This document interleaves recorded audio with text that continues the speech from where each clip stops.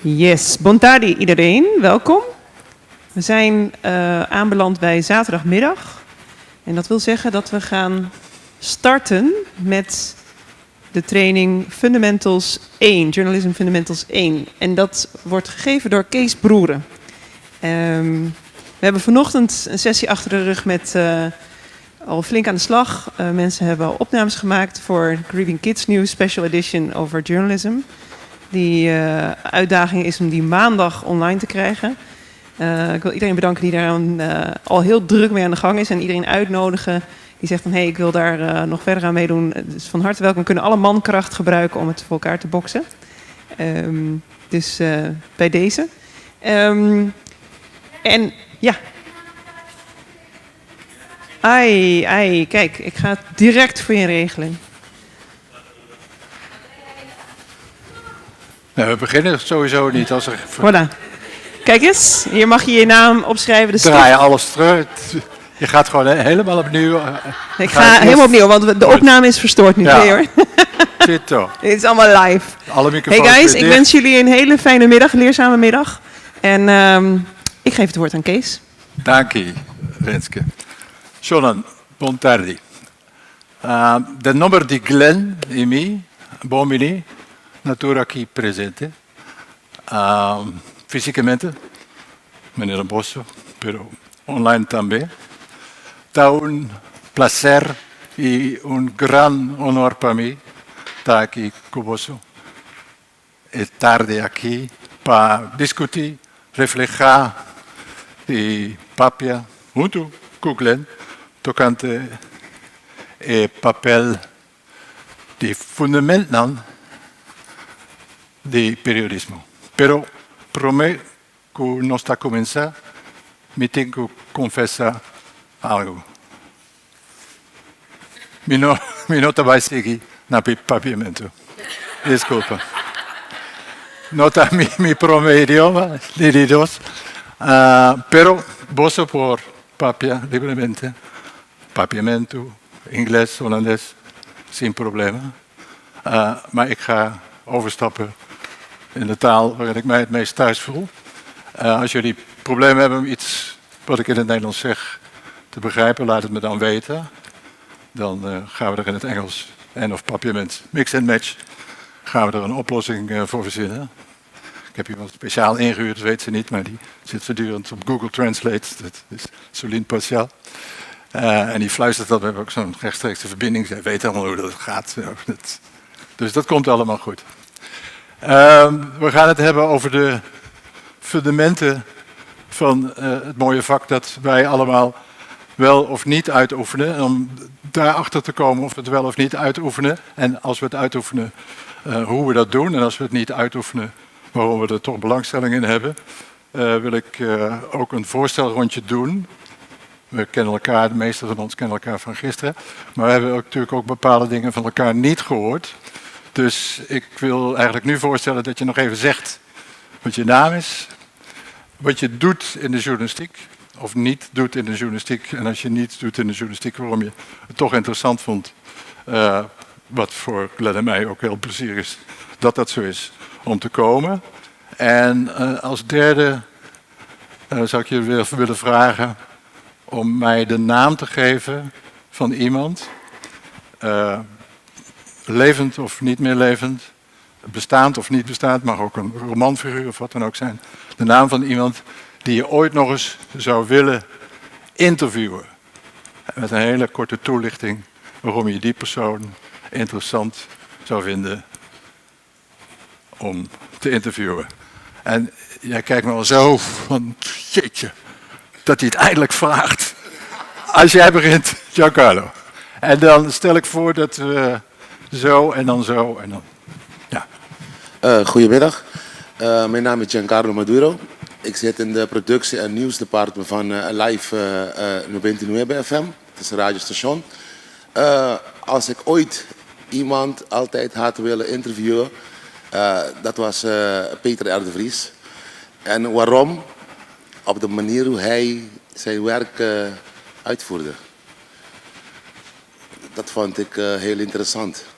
Om te weten hoe hij toch naar al die puzzeltjes kunnen komen en toch het eindresultaat naar voren had kunnen brengen. Hij is helaas overleden, zoals we Ja, weten. klopt. Hij is vermoord. Ja. Hij was het type journalist dat jou tot voorbeeld strekt. Ja, toch wel. Als je straks misschien zou aardig zijn, want dat raakt eigenlijk ook aan het thema van deze middag. Ik zou bijna zeggen, en correct me if I'm wrong, hij was een soort fundamenteel voorbeeld voor jou van hoe je journalistiek moet bedrijven. Ja. Onthoud voor ons alsjeblieft de karakteristieken, de kenmerken daarvan. En dan komen we er straks absoluut op terug. Maar goed, voor nu, dankjewel. Deze. Hallo, goedemiddag. Mijn naam is Deja Mensje. Ik ben freelance reporter al zeker 18 jaar. En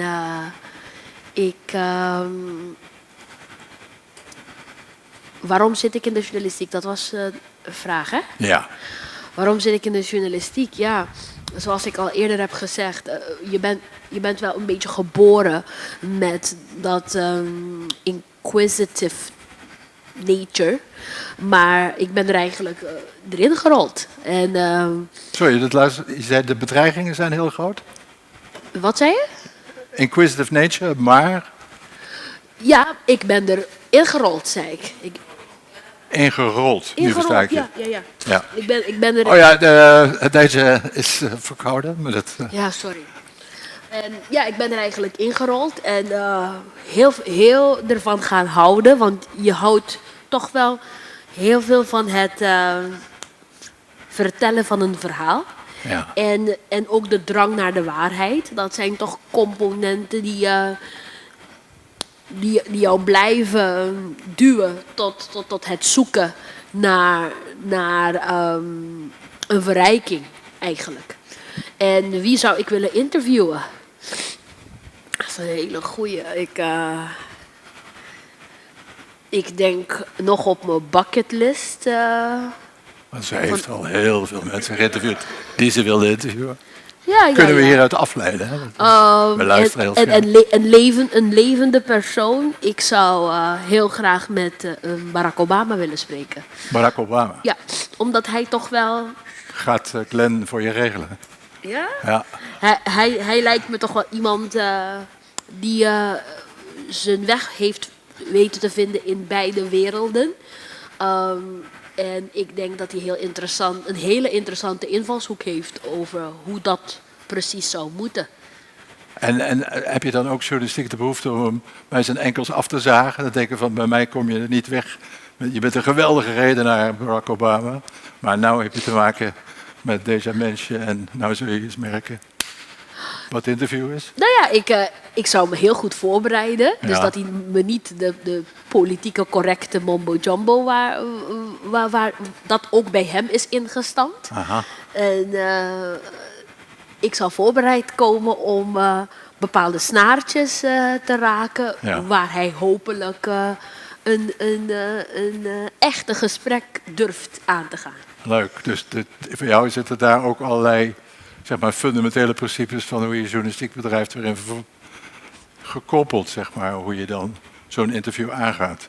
Ja, ik geloof dat je bent geen mondstuk van de persoon. Ja. Maar daar zit ook een verantwoordelijkheid in om je voor te bereiden. Nou. Want die persoon hoeft jou niks te vertellen wat jij er niet uit kan halen. Dus wil je een goede, pakkende en reële verhaal, moet je je huiswerk doen. Ja, zeker. Het doet mij denken, ik heb 5 jaar in India gewoond en ik was correspondent Zuid-Azië. Dus ik had het voorrecht om niet alleen in India te werken, maar ook in naburige landen, dus Afghanistan, Pakistan, Sri Lanka. En India zelf is natuurlijk ook een wereld, ook qua aantal mensen. Het zijn er nog ietsje meer dan op de eilanden.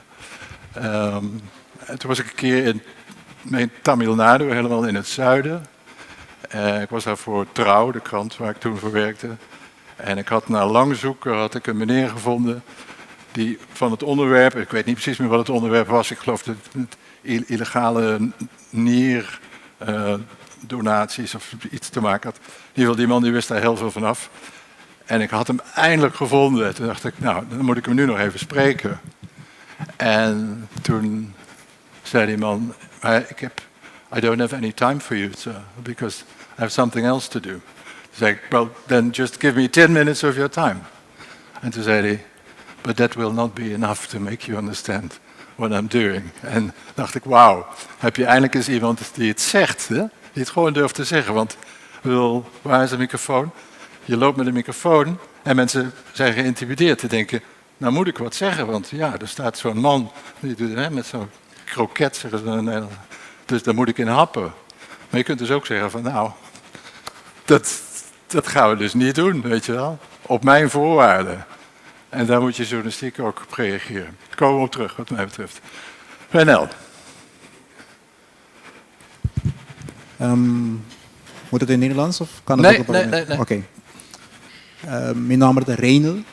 Renel. Rey, ja. Mita tra Bom FM, mita station manager. Pero bana de se mita si também trabalho de filmação com algum outro cosmos de potrear cultura cena. Persona com me que entrevista. Se me que tiki é banda de entertainment. Da Dwayne Johnson, The Rock. Die kon The Rock eta ende ku ela hace diferente cosas para por llegar caminando que está. Diferente challenge, então está logrando todo dia. Então me que está interessante para o. En jij volgt me al langere tijd? Ja, foi. Sim. Me por pensar quanto anos, quizás 20 anos of zo. Oeh, Ja, oké. of por más mes. Ja, en al die 20 jaar loop je al met de gedachtegrond van, Ja, want als ik die man toch eens zou kunnen spreken. Ja. Nou, Ja. vertegenwoordigt hij iets wat in jouw leven zelf van betekenis is? Of vind je het gewoon een interessant fenomeen wat je wel eens zou willen analyseren voor luisteraars of lezers of kijkers? No, ito ene ku bang echt un desarrollo ding con su vida abay. Ela começar com jogando futebol americano, depois by lucha libre, depois sair para lucha libre by ding actuação, later su mesmo companhia, tem diferente challenge para nanta que tu mesi of no na use pero mas tiki papia anda depois por papel mais tanto. La bingo su mesmo companhia, hey, me quer assim esse, pero my way. Ja. Então, tudo típico. Maar het is toch heel boeiend. Het is net alsof je toch regelmatig in bed gelegen hebt. En denkt van, de dag dat ik hem ga interviewen, ga ik hem dat vragen, dat vragen. Ja. Dus het is leuk hè, dat je dat kunt doen. Dus het is heerlijk eigenlijk. Dat je hebt iets met een persoon. En dan heb je ook nog het excuus. Hè? Ik zei gisteren geloof ik van, voor mij is de legitimatie van de nieuwsgierigheid is de reden waarom ik graag journalist ben geweest. En dan denk ik van, ja, dan ken ik ook nog eens die man. Ja, goed, komen we ook op terug, hoop ik. Francis. Yes, bom tarde. Ik ben Francis Cecilia, ik werk bij Bom FM. Met encarregado com notícia. Na Bom FM. En iemand die ik zou willen interviewen. Ik dacht, bij de directie die deporte. Ik ben een sportsfan, dus dacht ik van, wie is iemand ja, echt goed in zijn sport? En dacht ik van Michael Jordan. Ja. Ja. En heb je nou het gevoel, een beetje ook aansluitend eigenlijk op Renal, dat Michael Jordan jou wat te vertellen heeft? Of dat de boodschap die jij van Michael Jordan zou verspreiden, dat hij de wereld of Bonaire wat te vertellen heeft? Allebei volgens mij, allebei. Oké. Want ja, ik beschouw hem als de GOAT, dus greatest of all time. Dus ja, dat is gewoon zo'n manier die presentatie is, always want to be the best. Ja. Zo drive, zo need voor succes en zo. Ja. De directie. Vinden we het, even algemener gevraagd, vinden we het belangrijk dat de boodschap die iemand heeft, die je gaat interviewen, hè, iemand heeft een boodschap, een sporter, een politicus, maakt niet uit wat. Vinden we het belangrijk dat de boodschap die iemand heeft, dat die je aanspreekt? Is dat belangrijk om zo iemand dan ook te kunnen portretteren, interviewen, beschrijven, whatever? Ik vind van wel, want Ja? dan kan je een beter interview doen, volgens mij. Oké. Maar dan geef je een extreem voorbeeld, hè?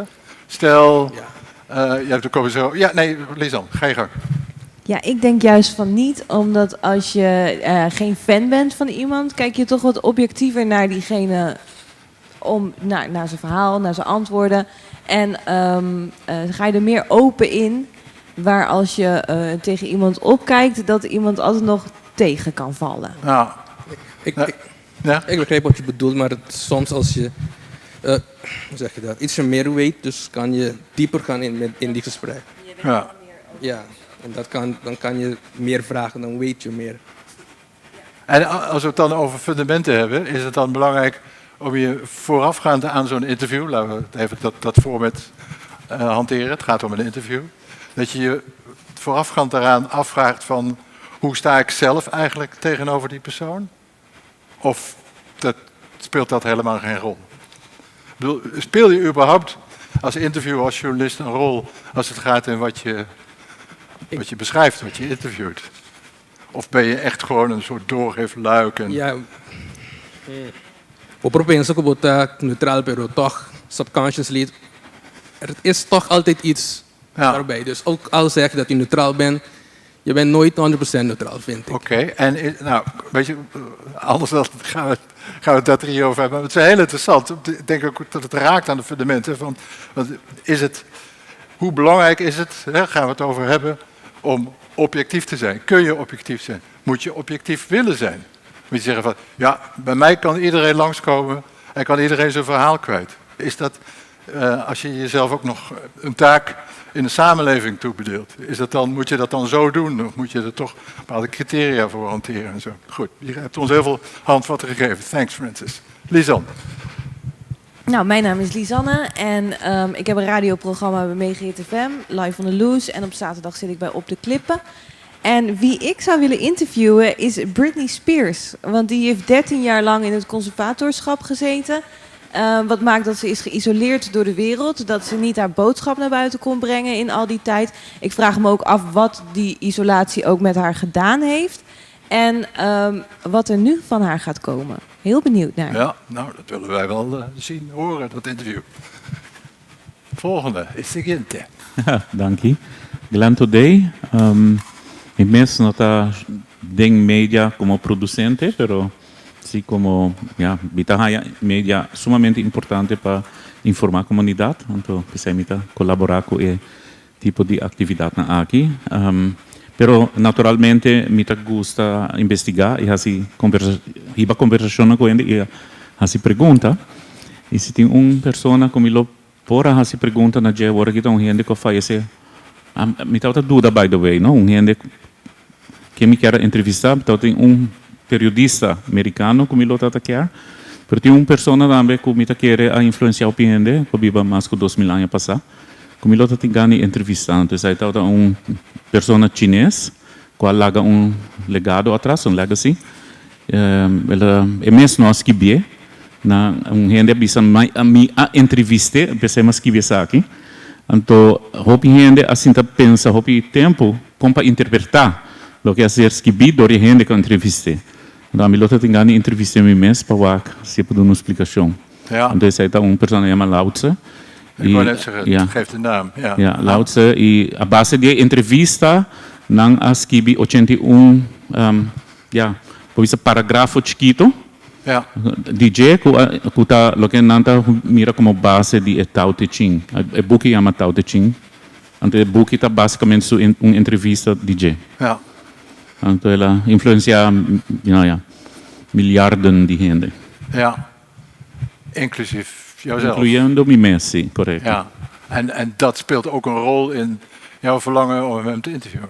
Ja. En vooral omdat dingen voor mij nog niet duidelijk zijn. Ja. En met wie ik ook erover spreek, over die teksten. Ja. Iedereen zit een beetje achter de oren te krabben. Zou hij dit hebben bedoeld? Zou hij dat hebben bedoeld? Ja. En dan zou ik best wel graag gewoon hem willen zeggen van... Kun je het misschien anders verwoorden dan deze persoon het heeft opgeschreven? Ja. Je interviewer. Daarvan afgeleid toch dan ook nog even een fundamentele... Als ik het woord fundamenteel gebruik, dan is het natuurlijk gewoon dat ik denk van... dan heb ik een subtiele manier om terug naar het onderwerp van deze middag te gaan. Maar je merkt al, het mag wat mij betreft fundamenteel alle kanten opwaaien.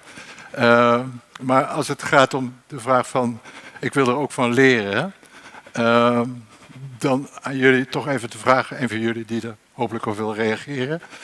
Je gaat persoon X over onderwerp A interviewen. Moet je dan eigenlijk alles al weten? Of moet je zeggen, je kunt je ook laten verrassen. Je komt wel wat te weten. En kun je bijvoorbeeld ook zeggen tegen de geïnterviewde, ik weet het niet. Vertel eens, want ik weet het niet. Hoe moet je je opstellen? Dus, kun jij er eens op reageren?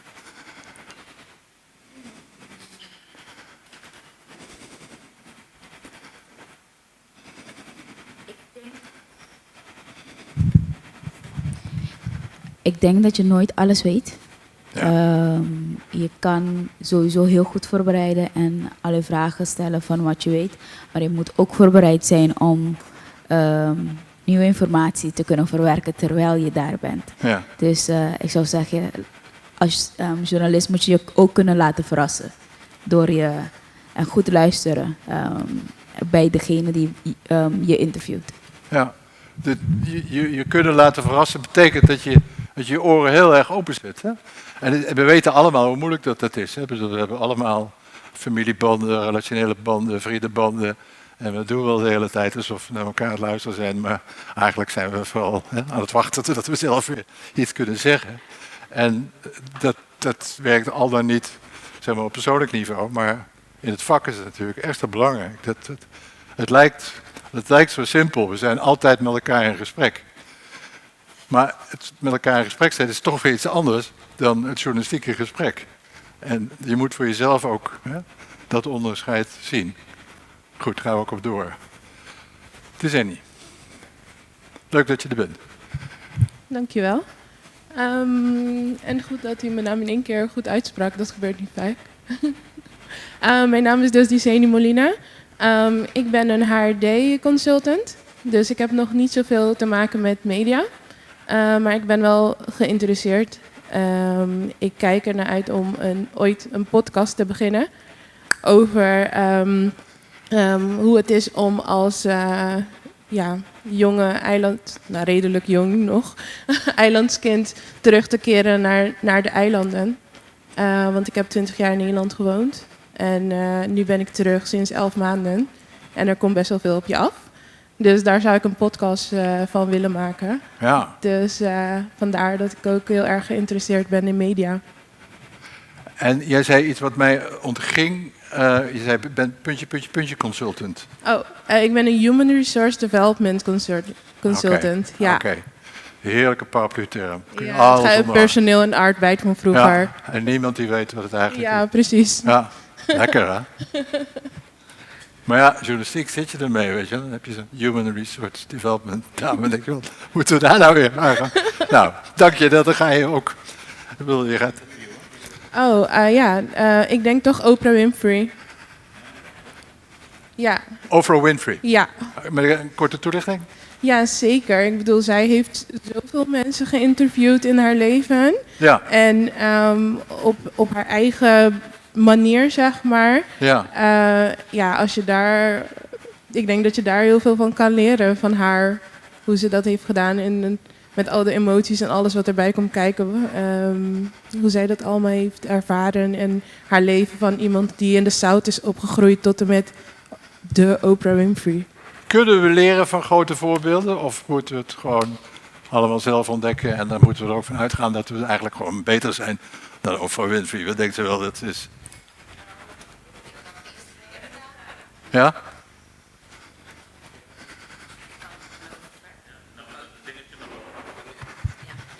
Ik weet niet of ik van ze kan leren, maar dat ik wel geïnspireerd kan raken door hun. Maar niet per se leren van, want je hebt eigenlijk geen band, maar je kan wel inspiratie krijgen. Is het erg als een journalist iemand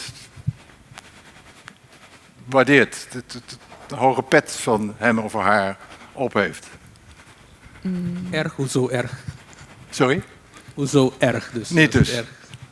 Dat is niet erg. Nou ja, je kunt Ik bedoel, nou ja, je kunt zeggen, bijvoorbeeld... als het erg is, maar erg, waarom nou, zou het erg zijn? nou, kijk, je hebt een soort verschoningsrecht, hè? Dat je zegt, ik bedoel, in het algemeen, dat je zegt van, dat gaat te dichtbij komen, dat ga ik niet doen. Hè? Stel dat je een geliefde hebt die een fantastische beeldhouwer is en er komt een of andere beeldhouwt. Nee, laat ik een ander voorbeeld. Gewoon dicht bij huis. Ik heb voor de Volkskrant gewerkt, bijna 25 jaar. En de krant heeft, behalve nieuws, natuurlijk allerlei katernen met allerlei vormen van journalistieke vormen. En een daarvan is de boekenkatern. Dat heet niet meer zo, maar in ieder geval dat deel van de krant op zaterdag waarin ook boeken worden besproken. Wat wij, ja, ik zeg nog steeds wij, wat wij daar in principe uit principe nooit doen, is boeken bespreken van mensen die voor de Volkskrant werken. Dus ik heb boeken geschreven, die zijn nooit besproken in de Volkskrant. Want we bespreken niet in ieder geval niet zelf onze eigen mensen. Snap je? Dus dat is een vorm van, dat staat er dichtbij. Dus het zou kunnen dat je zegt van ja, weet je, ik ben zo'n grote fan van die persoon. Ik vind het zo'n geweldige vrouw. Hè? Moet eens kijken hoe het hier allemaal doet. Die Oprah Winfrey bijvoorbeeld. Of zeg je dat is onzin, weet je dan? Glenn. Ja, het heeft te maken ook met, kun je onbevangen en onbevooroordeeld die persoon interviewen, maar ook een verslag leggen van wat je hebt geconstateerd in die interview, wat het jou is verteld. Ja. Ik denk dat dat een fundamental is ook om te kijken van, kun je wel inderdaad op een manier uiteindelijk beschrijven wat je hebt geobserveerd, die vrij accuraat is. Het heeft ook met die accuratesse te maken, denk ik. Want als je met de rooskleurige bril ernaar kijkt, zeg maar, dan verkleur je in principe degene die je hebt aanschouwd in die interview. Met wie je hebt gesproken, of het boek wat je hebt gelezen. Ja. Ja, en misschien heb je te veel voorinformatie en kleur je en vul je dus te veel dingen in. Terwijl dat, als iemand anders dat zou hebben gelezen die onbevangen is, dat absoluut niet zou zien. Ja. En dat betekent ook dat je dus in principe op dat moment niet echt goed verslag legt van wat er voor je ligt. Dus het is ingewikkelder eigenlijk, hè? Het geeft wel aan, we maken een heel simpel rondje, maar je loopt tegen zoveel dingen aan waar je bewust en onbewust rekening mee moet houden. Of tenzij je zegt van, ik hoef helemaal niks. Ik ben gewoon journalist, vrij beroep, daar komen we zo op. Hè? Dus ik doe dat, ik heb gewoon mijn eigen manier. Of zeg je van, nee, ik maak toch onderdeel uit. Ik denk dan van, weet je wat, je bent arts, hè? Maar je bent wel een beetje een eigenaardige chirurg. Want je zegt, nou, weet je wat, ik begin altijd gewoon, ik kijk gewoon, nou, dat been ziet er slecht uit. En dan begin ik, snap je, dan, dat doe ik gewoon, dus zo doe ik dat. Dan denk je, journalistiek kom je er misschien mee weg, weet je wel. Je hebt natuurlijk ook hele eigenzinnige interviewers hier op het eiland ongetwijfeld ook in Nederland. En dan had je ze ook, die ook vermoord is, Theo van Gogh, of Isra Meijer. Dat waren hele goede, maar ook hele eigenzinnige interviewers. Reynold. Para mí es un corante.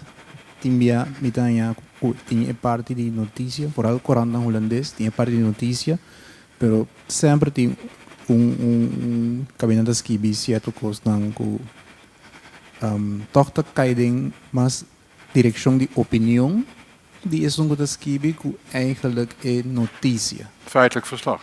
Sim. Aha. Awo esse nanta pegana e tópico of Ja, zeker. Daar gaan we het uitgebreid over hebben. Heel belangrijk. Van, is er verschil en hoe ga je daar mee om? Fundamenteel van belang. Dank daarvoor. Maak nog even het rijtje af. DDD. 3D. Bom, meu nome é Daisy Dekhuizen, mita de Corsol. Matra 6 anos de media. Depois de 6 anos, mi lanta mi mes negócio de comunicação. Actualmente também me tra como comunicação advisor na Corte de Justiça. Me por combinar esse também com mi outro cliente não pode estar hopi un periodo hopi, como te pisa, leerzaam, comida ding actualmente. Anto, viniendo back, riba e pregunta di quem lo mi entrevista, ora e ronda tabata passa, mi tablo pensa, dat ding algum Britney Spears was ook in mijn achterhoofd. Pero a me lo bij pa Nicky Jam. Mi nota un fan di Nicky Jam, di mes su cantica nanta pegajoso, nanta great, quién? pero Nicky Jam, reggaeton. Oh, oké. Ja. Ja. Oh, ja. Ja, nee. Ken je hem? Nog stoer dat kon ons het Het is de nieuwe genre. Ja, die gaan we vanmiddag ook nog horen, toch? Dat wordt de uitlui. Het laatste nummer van Nicky Jam, ja. Had ik tenminste zo gepland, dacht ik. Oh. Dat is leuk dan. Serio? Bij het verlaten van de zaal dan. Nee, natuurlijk niet. We zitten in grote plekken. Pero mi awak su documentaire via Netflix anto ma para que tu urato sidi com pa sombra. Aparte que tu é hopi famoso gana miles de prêmio, gana miljoens de dollar. Ela abre um boekje eigenlijk lo que da adicção, su problema de adicção, su problema de depressão, problema de família, que também tá de adicção e de mundo de droga. Pero que toch ela logra de vida a pesar de passado muito difícil. Antomai eu respeito no momento que me awak é documentário então me deve wish que tem mais artistas que open up para certo tópico não que nota solamente na Instagram na logra não, pero também mostra que torna a passar dentro. Então, lo me tem gani entrevista Nicky para vai mais deep den lo qual que ela mostra dentro sua série.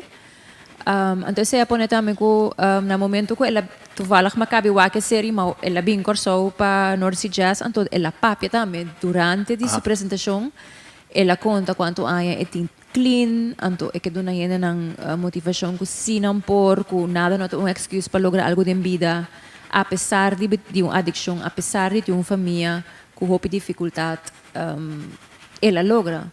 Que men, het is hopi interessante que ela eigenlijk conta algo que normalmente de mundo de entertainment van horen zeggen moet sa is het droga is het kiko pero esse a open up gewoon eerlijk riba su vida. Ja, interessant. Ja. Yes. Pero vos mag toque después sí, babo. Ja, gaan we doen. Oké. Senhor Cecília. Boa tarde, amita Bubui Cecília, amita dono e diretor de Rádio Bom FM, que é uma empresa familiar, familiebedrijf, que nós een stoerte trading. Ik denk bisa que mita trade parte de notícia. Mita si entrevista, mita turma inta, mita passa notícia também. Merdia também certa parte de notícia. Miting turma inta programa Bom Dia Boneiro, 8 horas para 9 horas, caminho que todo dia trata outro tópico, entrevista gente, todo dia dentro.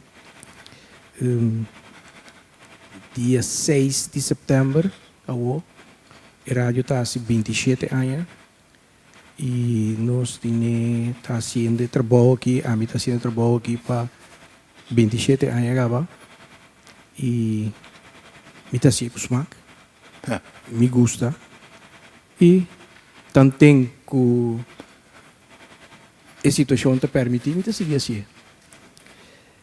Prometo que sei, que eu estou vai back um rato, prometo que sei, me uma estudia para maestra escola de matra como tal 20 anos mais ou menos ou 19 anos e 2 anos me estava em política estava deputado aqui na Bonaire de ensinança, salubridade entre outros e lo que senhor Kees Brura Puntra, onde com lo que entrevista, no momento que você pergunta, mas começa a pensar, quem? Mag ook u zelf interviewen, hè? Mas segui pensa, even, mas segui pensa, pero mas essa vez, nieuwende. Nee. Dat is voor een journalist is dat een bijzondere... Nou, ik wil eigenlijk helemaal niet spreken. Minuting bisa wel hoor que bisa talento lo me que entrevistar. No, minuti nee. Pero tour te bombini si. Ja. Oké. Tour te bombini. Que vendi con mi. Wij moeten ons eerst maar eens bewijzen dat we interessant genoeg zijn om door meneer Cecilia geïnterviewd te worden. Oké, nou helder. No atende último. Wat hebt u gezegd? Hè? Ik zeg, we moeten ook bewijzen dat we interessant genoeg zijn om door u geïnterviewd te worden. Oké. Toch? Ja, juist. Dat schreven we erdoor. Ja. Nou, dat is ook een journalistiek principe. Dank je. Kees, mag ik meneer... Jij hoeft het niet te vragen. Oh, okay. Anderen moeten het vragen. Jij mag het gewoon doen. Want ik ben wel heel benieuwd hoe het komt dat u geen belangstelling hebt voor een bijzondere persoon of zo om te interviewen. Wat heeft daartoe geleid tot... Hè? Dus u was even aan het nadenken die tijd. Ik neem aan dat u wel een beetje door een... Hoe is dat denkproces gegaan? Dat u tot de conclusie bent gekomen van... Nee, niemand. Iedereen is welkom. En niemand is zo bijzonder dat ik die wil interviewen op dit moment. Waar ik op wil inzoomen. Sa Glenn, mi no provisa precis well ta pasobra ku tal te motivo, pero lo que te pasa ta ku ma entrevista hopi ende. Mi ne momento aqui, para bisa verdade, que mi no tem aspiração para bisa well talento tal coisa. Sobra nanta hopi, quizás também. Que mendi mi ta sigi futebol, já sei que vooral na Europa. Kita sige o desenvolvimento ng kuting do mundo, de política, de diferente mandatário na rond mundo. Quindi dia me entrevistaram inang lota great, lota bom, lo que assim com hopi gusto. Pero mi no ting uno com pupisa well, esa aqui te sun kulumita aqui. Então sei, mi no ting. Esse aí que men também, para mim comparar um rato, não? Incluindo com mim mesmo. Sei que men que bubuilo assim mesmo preparação, eigenlijk também para entrevistar turende provavelmente. Sei ter caso agora também? Sim. Ok. Simplesmente uma pergunta, danke por contesta. Tão simples contesta. Bom, danke. Judith. Microfoon.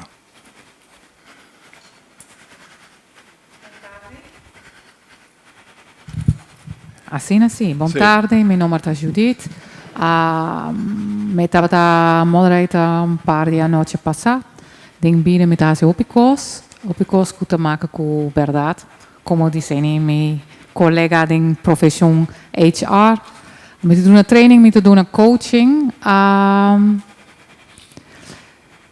Compolaga me estava tendo tempo para pensar quem me pode entrevistar eigenlijk. Wacht even, je moet nog iets zeggen over... je werkt niet journalistiek. Nou. Maar... Nou. Verder dan de schoolkrant, Kees. En ooit is een kinderboekje geschreven. Dit wordt eruit geknipt. Verder kom ik niet. Dus ik schrijf aardige stukjes, vindt men. Maar ik doe daar niets mee. En in journalistiek niet. Ik wel een dappere schoolkrant. Maar je hebt blijkbaar zoveel belangstelling in journalistiek... dat je je zaterdagmiddag hier wilt opofferen. Of wilde je nu eindelijk wel eens het verhaal van...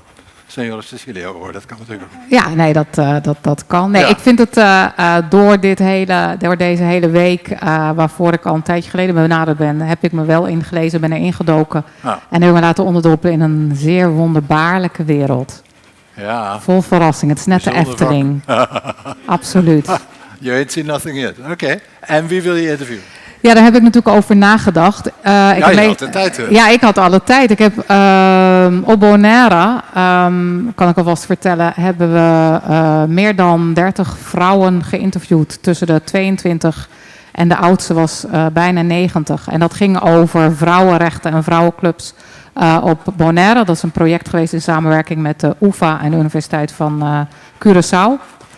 En daar hebben we een leidraad voor gemaakt en die hebben we samen gedaan. En op een gegeven moment ga je daar toch wel van afwijken. En daar zijn prachtige verhalen uitgekomen. Dus ik hang een beetje naar de gewone man en vrouw van de straat. Met zoveel verhalen en zoveel geschiedenis. En waar denk ik andere mensen heel veel kennis uit kunnen halen. En herkenning en misschien ook wel steun en hoop. En als ik zou moeten noemen voor iemand, dan ligt dat een beetje waar ik me heel erg voor inzet en mee bezig hou. Dan zou ik heel graag met Harvey Milk willen interviewen. Een van de eerste openlijke homoseksuele stadsbestuurders in de City of New York in de jaren 70. Of San Francisco, excuse me. Yeah, you're right. En dat, als je dan zegt, naast zoveel andere mensen. Maar zijn journey en hoe en wat, daar heb ik genoeg vragen voor. Wel heel interessant. Je bent de eerste die, niet in je tweede, dat is een bekend iemand, die kunnen we kennen, maar je bent de eerste eigenlijk die een anoniem iemand of anonieme mensen interessant vindt. Dat kunnen we denk ik later ook nog wel wat mee. Renske. Ja, ik ga daarmee aanhaken, want ik zat al dit mijn naam is Renske Pin. Ik mocht deze week organiseren. Ik ben onderzoeker. Ik heb een aantal onderzoeken ook gedaan op het gebied van journalistiek op kleine eilanden. Vanuit mijn vak als onderzoeker spreek ik ook heel veel mensen. Maar wie zou ik willen interviewen?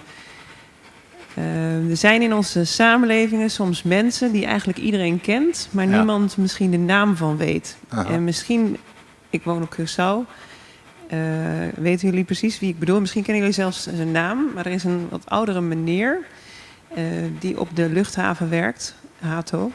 Hij is vrij lang en mager. En toen voor KLM werkt? Of niet? Nou, volgens mij, ja, dat weet ik eigenlijk niet. Ja, maar volgens mij, als kind herinner ik hem al. En ik zou heel benieuwd zijn naar zijn verhaal. En volgens mij heeft hij ongeveer ons allemaal in en uit die luchthaven gewerkt. En dat soort mensen, bijvoorbeeld ook zo iemand is mevrouw Janina van de spijkerbroekenwinkel. Die volgens mij onze generaties in spijkerbroeken heeft gehesen en BH'tjes enzovoort. En op Curaçao neem ik aan. Ja. En dat zijn mensen die volgens mij zo'n boeiend verhaal hebben, ook over onszelf. Ja. Over hoe die generaties hebben opgegroeid. Ja, dus dat zou ik een hele boeiende reeks vinden om die mensen een keer aan het woord te laten. Ja, ja. Ik zie een mooie combinatie. Gloor, Soline. Yes, mijn naam is Soline Pasiaal. Dus, een aantal van jullie kennen me van gisteren. Ik zit niet meer helemaal in het vak. Ik was ooit editor-in-chief van Caribbean Kids News. Dat was het jeugdjournaal van de eilanden. En tegenwoordig ben ik eigenaar van Pantaya Chica Productions. En wij produceren van commercials tot en met films en everything in between, as they say. En dit weekend had ik de honor om mijn ervaring als editor-in-chief van Caribbean Kids News ter beschikking te stellen van dit pressure cooker. En de teams die willen meewerken, het een en ander aanleren zodat zij eigen items gingen maken. Dus dat ben ik. En ik heb best wel inderdaad lang gedacht van wie zou ik interviewen. Maar iemand die mij heel erg intrigeert is best wel een jonge muzikant op Curaçao en dat heet Dongo. Dongo, ja. Dongo, dat zo heet hij. Ja. En hij zingt best wel, de lyrics zijn in, zoals ze zeggen in Papiamento Palabra Malo. Aha. Maar het intrigeert mij hoe hij aan zijn lyrics komt en hoe hij in een zo simpele taal, eigenlijk naast de Palabra Malo, de realiteit van een aantal van onze bevolkingen in woorden en in lied en in ritme zet. Ja. Dus hoe zijn mind werkt en hoe hij aan die creativiteit komt, intrigeert me heel erg. Ja. Dus als ik iemand zou kunnen interviewen, nu hier zittende die ik kon bedenken, Ja. dan is het hij wel. En hij heet alleen Dongo? Of? Alleen, dat is een artistieke Dat is een naam. artiestennaam, hè? Ja, hij heeft sowieso een naam, normaal met naam en voornaam die bij de krantje geschreven is, staat. Als hij zijn rijbewijs gaat vernieuwen, dan staat er geen Nee, Dongo nou, er op. staat geen dongo op, maar Ja. dat is zijn artiestennaam.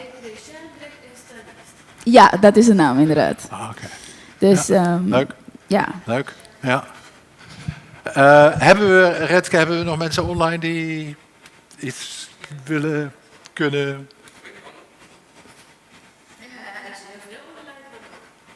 Ik bedoel, van de hoe zeg je dat, trainingsdeelnemers. Anders dan doen we dat een andere keer. Hoor. Ik had hier de eerste 10 minuten voor gepland, dus ga het lekker doen. Weet je, Kees, mag ik intussen even één ding met je delen? Wat jij nu vraagt aan ons, Ja. it once backfired on me. Ik moest een profiel doen. Ja. Ik werd gevraagd om profielen te doen voor up-and-coming mensen. En ik is een redelijke bekende artiest. Ja. En, Nee, gewoon, we zijn onder elkaar. Namen noemen. nee, Ja, namen noemen. Wacht, laten we eerst mijn verhaal. Niets wat hier besproken wordt verlaat deze zaal. Dus, Oh jeetje. dus naam noemen. Maar het is een Wie was het? cultureel. Gewoon zeggen, microfoon recht voor je neus. Het was, ik merkte echt onze culturele verschil. Over... Nee, sorry, wie was het? Weet je wie Jay is? Weten we wie het is? Ja, nou, dan kun je verder. Ga ze mij vertellen dan. In ieder geval, ik moest een profiel van hem doen. En, microfoon voor je neus. En hij zat er helemaal niet op te wachten dat ik zo diep... Jij maakte de opmerking van diep. Hij steigerde en hyperventileerde. Omdat... misschien heeft het te maken ook met de mediatraining of de lack of it. Maar onze cultuur eigenlijk... je vraagt mensen hun business eigenlijk niet zo. Right. Het is nu in onze tijd waar je praat over je problemen en je jezelf blootstelt. Wij hebben een cultuur waar je je problemen binnen huis houdt. Ja. En je groei en je verhaal. Mensen hebben er echt moeite mee om zichzelf neer te zetten.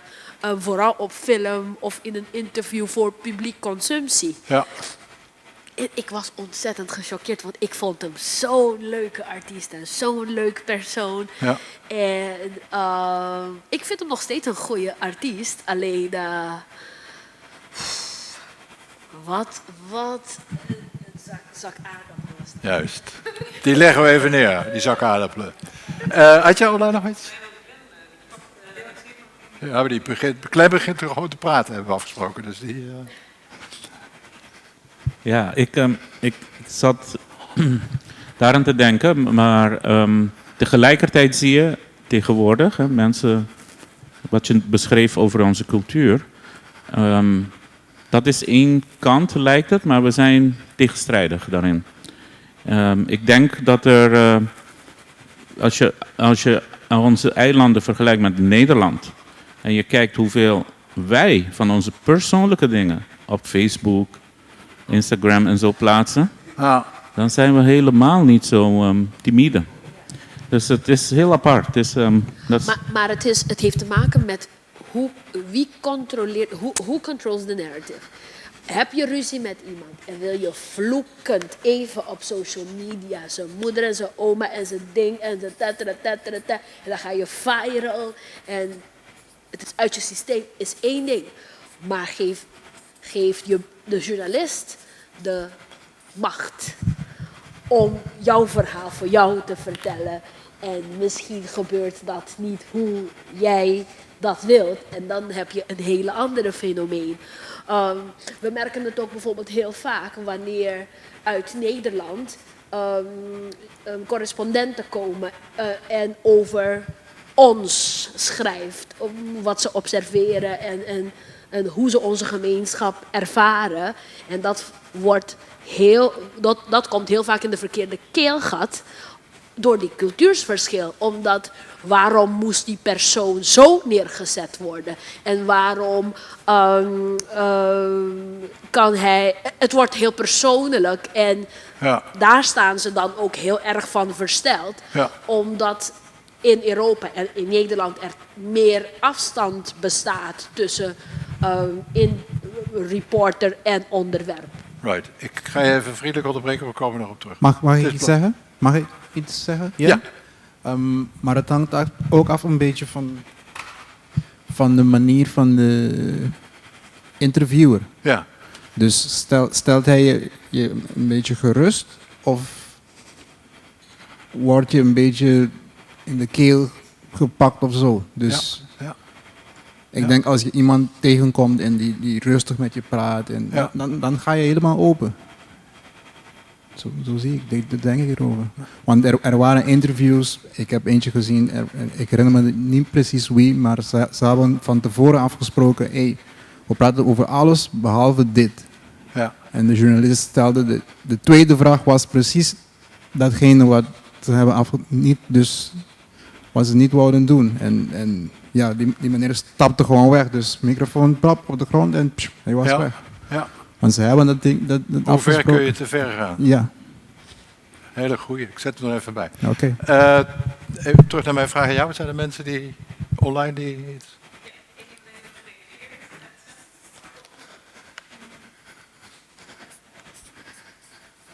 Ja, jullie wel. Praat rustig verder. Ja, ik moest even de microfoon aan. Edson die heeft aangegeven dat hij Elden Marite heeft geïnterviewd. Een mechanic van de drag races. Kennen mensen die? De wereld van de drag races. En dat was interessant om daar meer over die zou die nog wel eens willen interviewen. Oké, heel goed. Nou, ik zelf nog even heel snel. Ik zit niet meer in het vak. Ik heb bijna 40 jaar in het vak gezeten. Ik heb het schrijvend radio en tv uitgeoefend in een behoorlijk aantal landen. Eindigend de afgelopen 5 jaar hier in de Caribische regio, dus de Caribische rijksdelen van het Koninkrijk en Suriname, wat een groot voorrecht was om dat ook als correspondent bij te mogen hebben. En in april heb ik het stokje overgedragen. De persoon die ik nog wel eens zou willen interviewen is Nelson Mandela. En dat heeft te maken met het feit dat ik hem ooit geïnterviewd heb. En daar kom ik later op terug. Dus dat houden we even een cliffhanger van. Heb jij Nelson Mandela geïnterviewd? Ja, dat is de grootste sof uit mijn loopbaan. Dus dat is een reden om er nog eens terug te willen.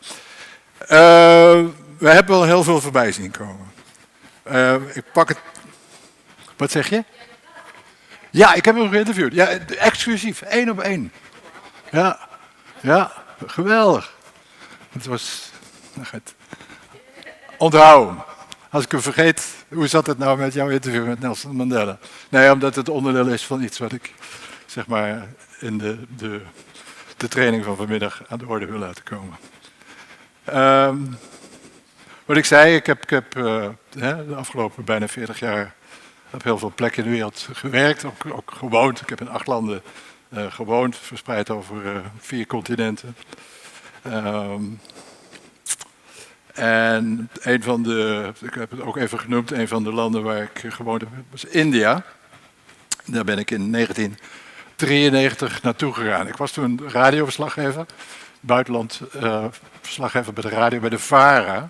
Tegenwoordig heb je in Nederland het fenomeen Radio 1. Dat betekent dat alle omroepen die je in Nederland hebt, alle publieke omroepen die werken samen. Als het gaat om nieuwsradio, dat heet Radio 1. Ik ben zo oud dat ik nog van voor die tijd heb gewerkt. Dus voor één van die omroepen was je in dit geval buitenlandverslaggever. Hoewel in de praktijk toen ook al vaak bleek dat als je dan als enige buitenlandverslaggever voor de radio naar een of andere klus ging, dat dan al die andere omroepen zeiden van, laat hem voor ons toch ook... En daar volgens mij is daar Radio 1 uit voortgekomen. Dus misschien ben ik wel ongewild een beetje een grondlegger daarvan. Nee, dat is flauw. Maar goed, dat was heel leuk. Maar ik was ooit begonnen als correspondent in Midden-Amerika in de jaren 80. En dat vond ik heel leuk, omdat ik mezelf toen de tijd had gegeven om erachter te komen dat ik het niet begreep. Terwijl bij die baan bij de VARA als buitenlandverslaggever was echt nieuwsverslaggeving. Dus er was een olieramp of een belangrijke NAVO-vergadering of een herdenking of de Rodney King riots in Los Angeles. Dat was altijd hot nieuws. Ik stapte op het eerste beschikbare vliegtuig, versloeg voor de radio dat nieuws. En tegen de tijd dat ik dacht, nou ga ik er iets van begrijpen, dan zei ze, ja maar het is ook niet interessant meer, want we hebben een andere plek. En dan ging ik terug, dan draaide ik mijn was en dan ging ik weer naar de volgende. Dacht ik, nee, ik wil weer de tijd nemen om, wil ik zeggen, er ook doortrokken van te raken dat je er heel veel niet van begrijpt. Juist omdat je zo investeert in de poging om een ander land, een andere cultuur, maar ook een andere persoon te gebruiken.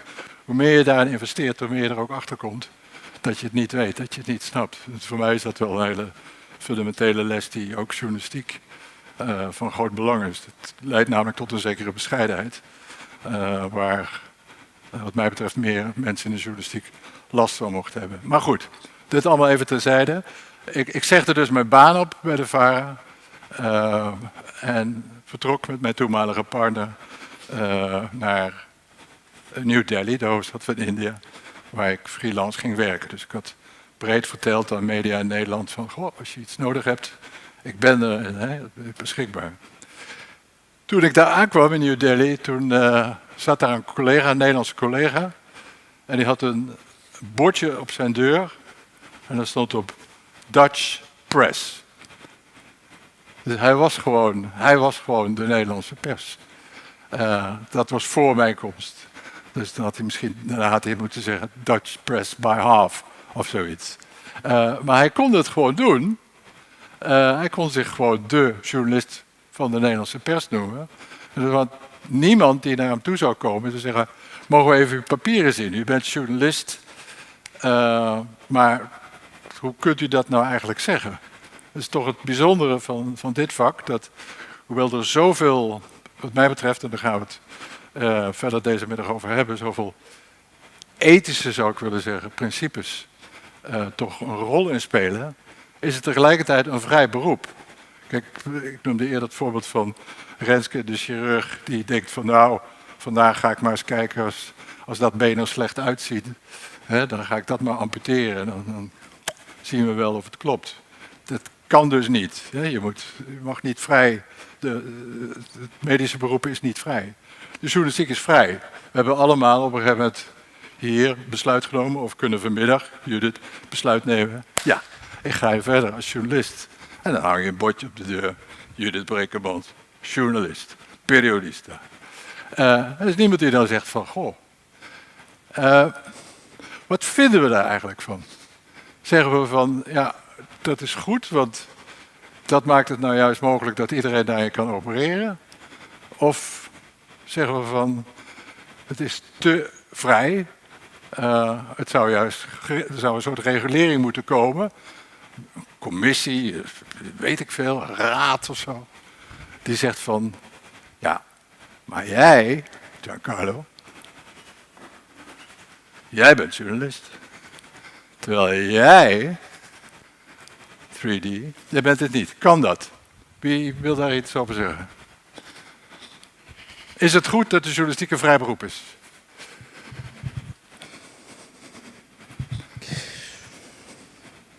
Ik vind van, ja, goed, ja. Wat moet ik zeggen? Ja, zeg het maar. Of, we compareren een tikkie com arte met de pensiori. Een beetje kunst eigenlijk. Want, ja, kan je zeggen dat iemand geen kunstenaar is omdat je niet vindt wat hij heeft gemaakt goed is, volgens jouw mening. Oké. Ja, in die richting zo. Ja, en met zoveel gebeurtenissen in de wereld hebben mensen een uitlaatklep nodig. En als daarmee een vrij beroep hun lucht en ruimte geeft en ook beperking van radicalisering, dan laat het alsjeblieft een vrij beroep blijven. En anders, wie ben jij om te bepalen wie een ander journalist is? Alleen omdat je een diploma hebt gehaald of omdat je iets hebt gepubliceerd in een bepaalde krant? Nee, als je dat een gesloten beroep van maakt, dan ja, waar is onze vrijheid dan? Maar is er een soort ondergrens? Ik bedoel, is het mogelijk dat je een pijl bereikt? Laten we eens vragen aan onze senior. U heeft zoveel mensen journalistiek voorbij zien komen. En u heeft ook ongetwijfeld zoveel collega's aan het werk gezien. Trekt u voor uzelf een grens? Zegt u van, maar als mensen zo gaan doen, dan is het voor mij geen journalistiek meer. Dan mag het niet. Sim. Sim. Per isso aí não tinha a ver com a preparação que ainda tem. No sentido de, wel, meester acaba a universidade, of mensen tem um nível de MBO, of mensen tem um nível.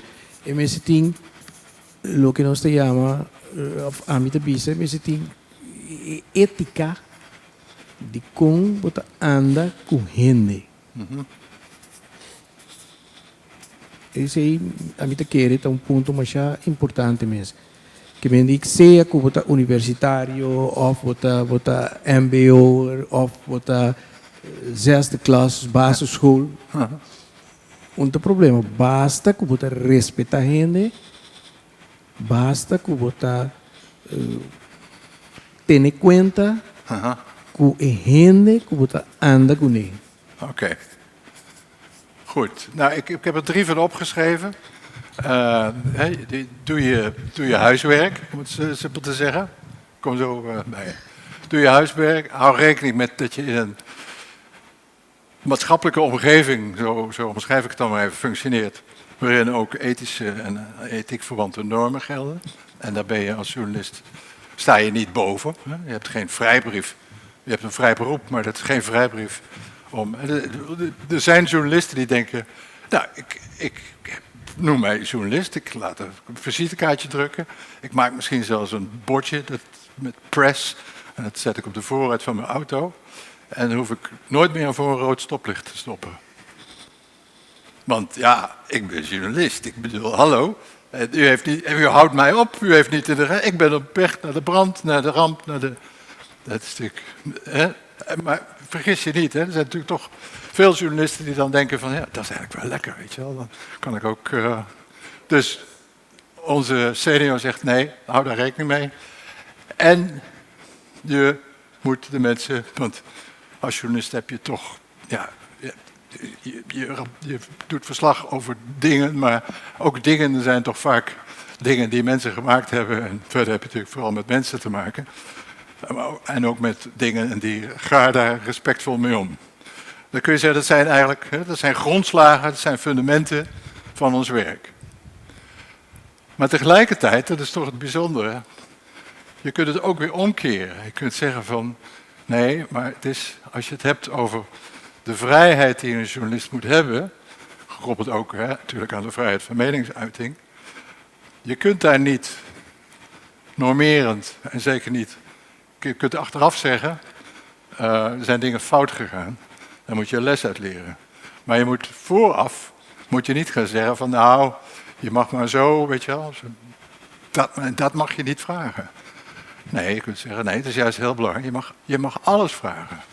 Als je weet dat je je in een zeg maar, ethische context begeeft, zet dan niet te veel rem op jezelf. En is het juist ook niet belangrijk om vaak wat verder te gaan, omdat je taak als journalist is nou juist ook om, het is ook gisteren, ik hoorde het ook ergens zeggen onlangs, en het is ooit de beroemde uitspraak van George Orwell, die niet van George Orwell is, maar het altijd toegeschreven wordt aan George Orwell. Journalistiek gaat erom dat je verslag doet van datgene wat ze niet willen dat in de openbaarheid komt. En al het andere, zegt hij, is public relations. Dus er zijn altijd mensen bezig die proberen te voorkomen, die iets geheim proberen te houden. Taak van de journalisten is juist ook in dienst van de samenleving om het openbaar te maken. Dat kan betekenen dat je te ver gaat, dat je grens overschrijdt. Dus het blijft heel erg moeilijk om dan bij voorbaat te zeggen van, nou, hier trek je een grens, dat is helemaal duidelijk. Het is ook contextafhankelijk. En tegelijkertijd moet je toch je van bewust blijven dat je wel degelijk onderdeel van een samenleving blijft. En dat je dus ook inderdaad met ethiek en met respect en... Maar is identifica, dat betekent dus niet dat je om informatie te geven, dus gewoon iemand iets niet vraagt. Iets niet vraagt. Juist. Ja. Dus dan moet je toch, als het moet, als je weet, vooral als je weet dat hij bezig is om iets te verbergen, dat je zegt nee, dat, die en die punten. Ja. Toen zei je dat, maar nu zeg je heel iets anders. Ja. Wat is er veranderd? Of ik heb begrepen, ik weet dit en dit. Wat zeg je daarvan? Ja, dus é possível que você passa toch bij punten heen de certo coisa, quedando com respeito bij. Ja. Oké. Dus dat je op een respectvolle manier toch ook gewoon te ver gaat. Ja, Doet u dat te zeggen? Ja. Ja, dat kan. Dat zou nog wel eens een mooi motto kunnen zijn, toch? Ja, Deja. Maar we moeten wel een duidelijke verschil. We constatar uma diferença entre um reportero e periodista. Net als een chef-kok. Je hebt mensen die they're cooks, dat cocinero, bom cocinero, en dat die chef-kok. There is a difference. Mesmo cos de periodismo também tem a distinção aí. Antomita quer que nós não mesmo tem problema exercendo o ofício que bisa com amigo reportero, mi não bij school van journalistiek and that's no problem, pero a distinção. Waar. Explica-me então a diferença. Es kubasita 4 anos de banco de escola onde esse adunabo expertício para botar bom periodista of reportero, para porta turnos de grêmio aqui, a única diferença tá é training. Para reportero tá mais talent gedreven, tem afinidade natural para comunicar Mas com quem? Mas con je handen over, het is een blanket statement. Nee, maar wat ik bedoel, en dat is de reden waarom ik het vraag. Volgens jou bestaat er een verschil tussen een verslaggever en een journalist. Ja. Ja, het zal. Maar in hoeverre is het relevant voor... Dat probeer ik, dat begrijp ik niet. Maar het is ook niet relevant voor waar we het over in de hebben? culinaire wereld. Iedereen kan koken, maar het heeft te maken met de erkenning geven wanneer iemand de tijd of de roeping... Sorry. De roeping voelt om zich erin te gaan verdiepen op een educational Nee, zeker. level. Maar waar we het over hebben is van... Wat betekent het dat het een vrij beroep is? En kun je te ver gaan of moet je soms te ver kunnen gaan? En ik denk dat het onderscheid, zo het al bestaat, tussen verslaggever en journalist is minder relevant. Ik denk dat een verslaggever zich journalisten houden zichzelf of elkaar meer accountable, omdat ze zijn zichtbaarder. Waarin en vooral nu met social media, iedereen kan een reporter zijn. Ja, sorry dat ik je steeds onderbreek, maar je creëert een tegenstelling die niet bestaat. Je zegt steeds, je hebt aan de ene kant verslaggevers en aan de andere kant journalisten. Maar elke verslaggever is een journalist. Niet elke journalist is een verslaggever. Maar dat leg jij mij nu in de mond. Ik heb alleen maar aangegeven... Oh, ik dacht dat het zo begon. begon. Ik dacht dat ik naar jou geluisterd had en dat jij zei, er is een verschil, correct me if I'm wrong, dat jij zei, er is een verschil tussen verslaggevers en journalisten.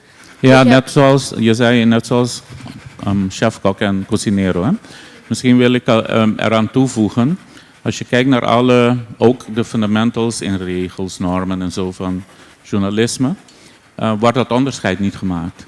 Dus dat onderscheid wordt nergens formeel eigenlijk gemaakt. Misschien kan ik het anders uitdrukken dan? Ja. Wat ik wou zeggen en probeerde te zeggen, het is niet per se wat ik daarover denk. Wanneer we met elkaar omgaan en in de landschap van journalistiek en het bedrijven van journalistiek zie je een scheiding.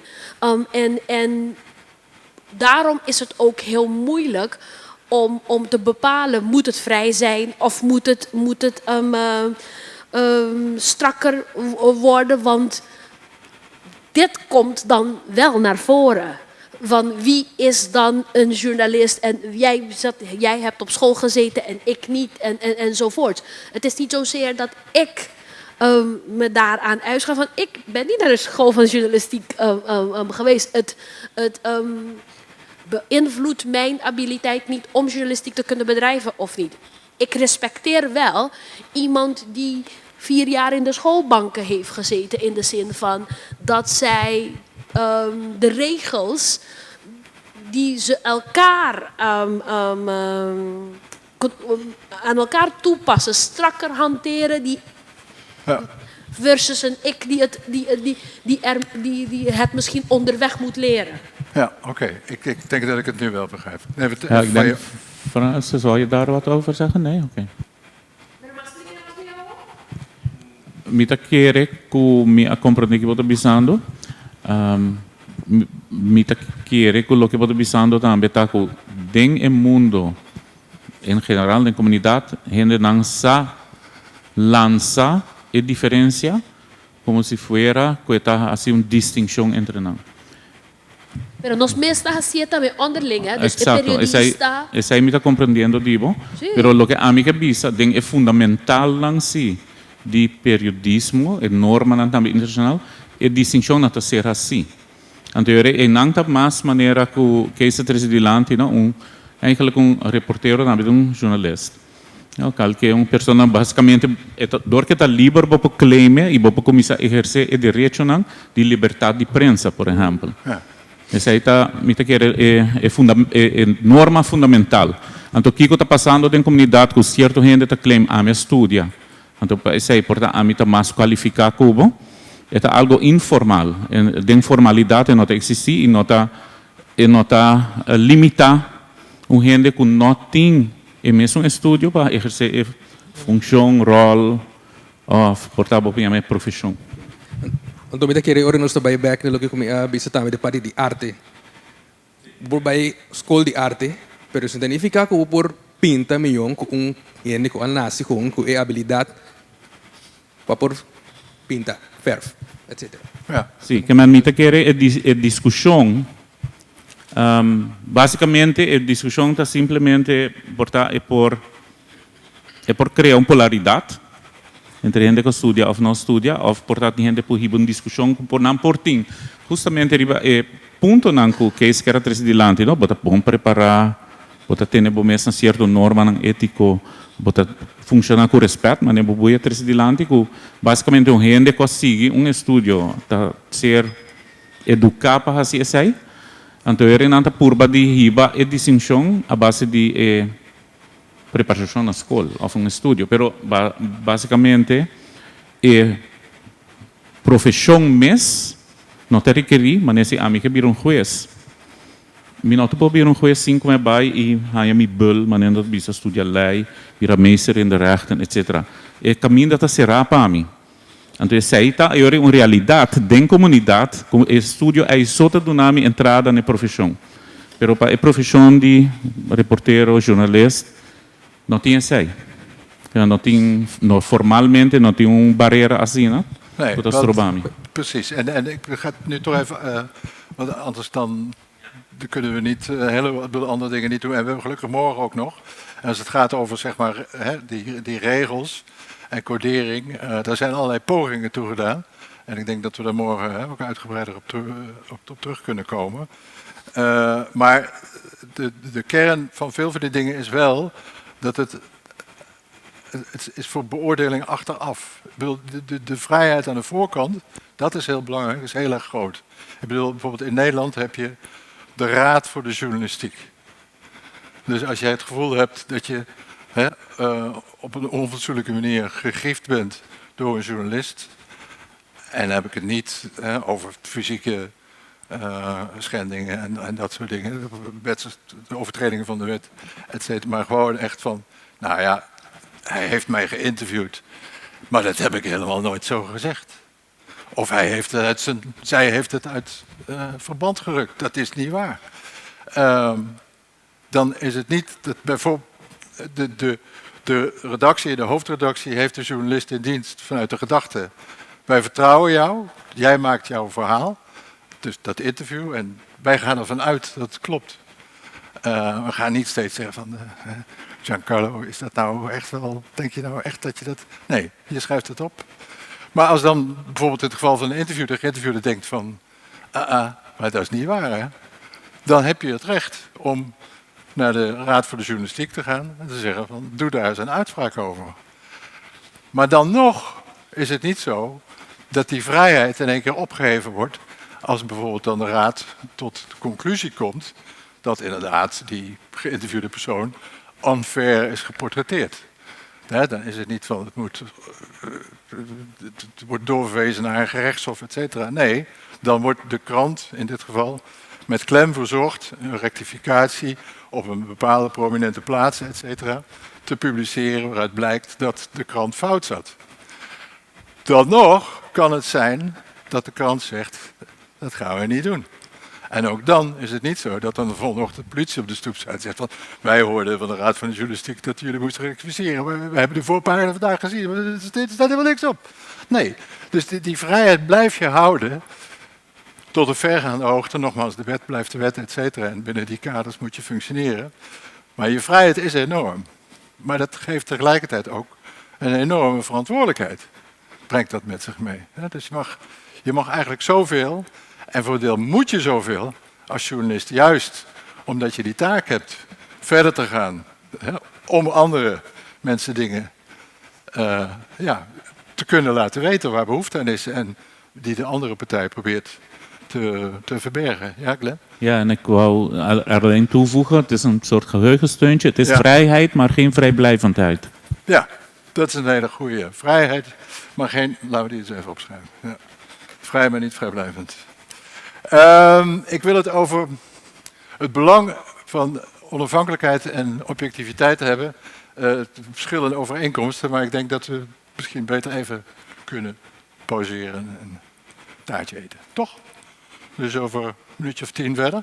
Is dat oké? Bon.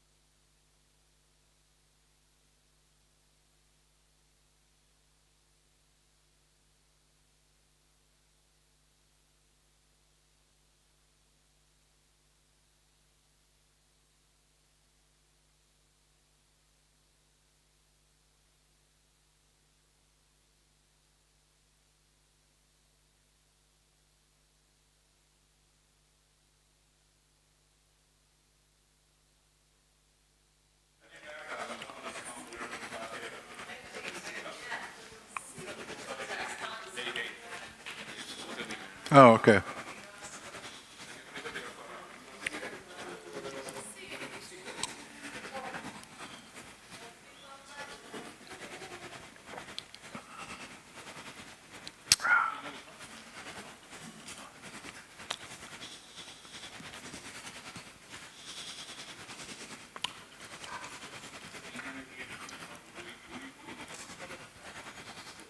Boei.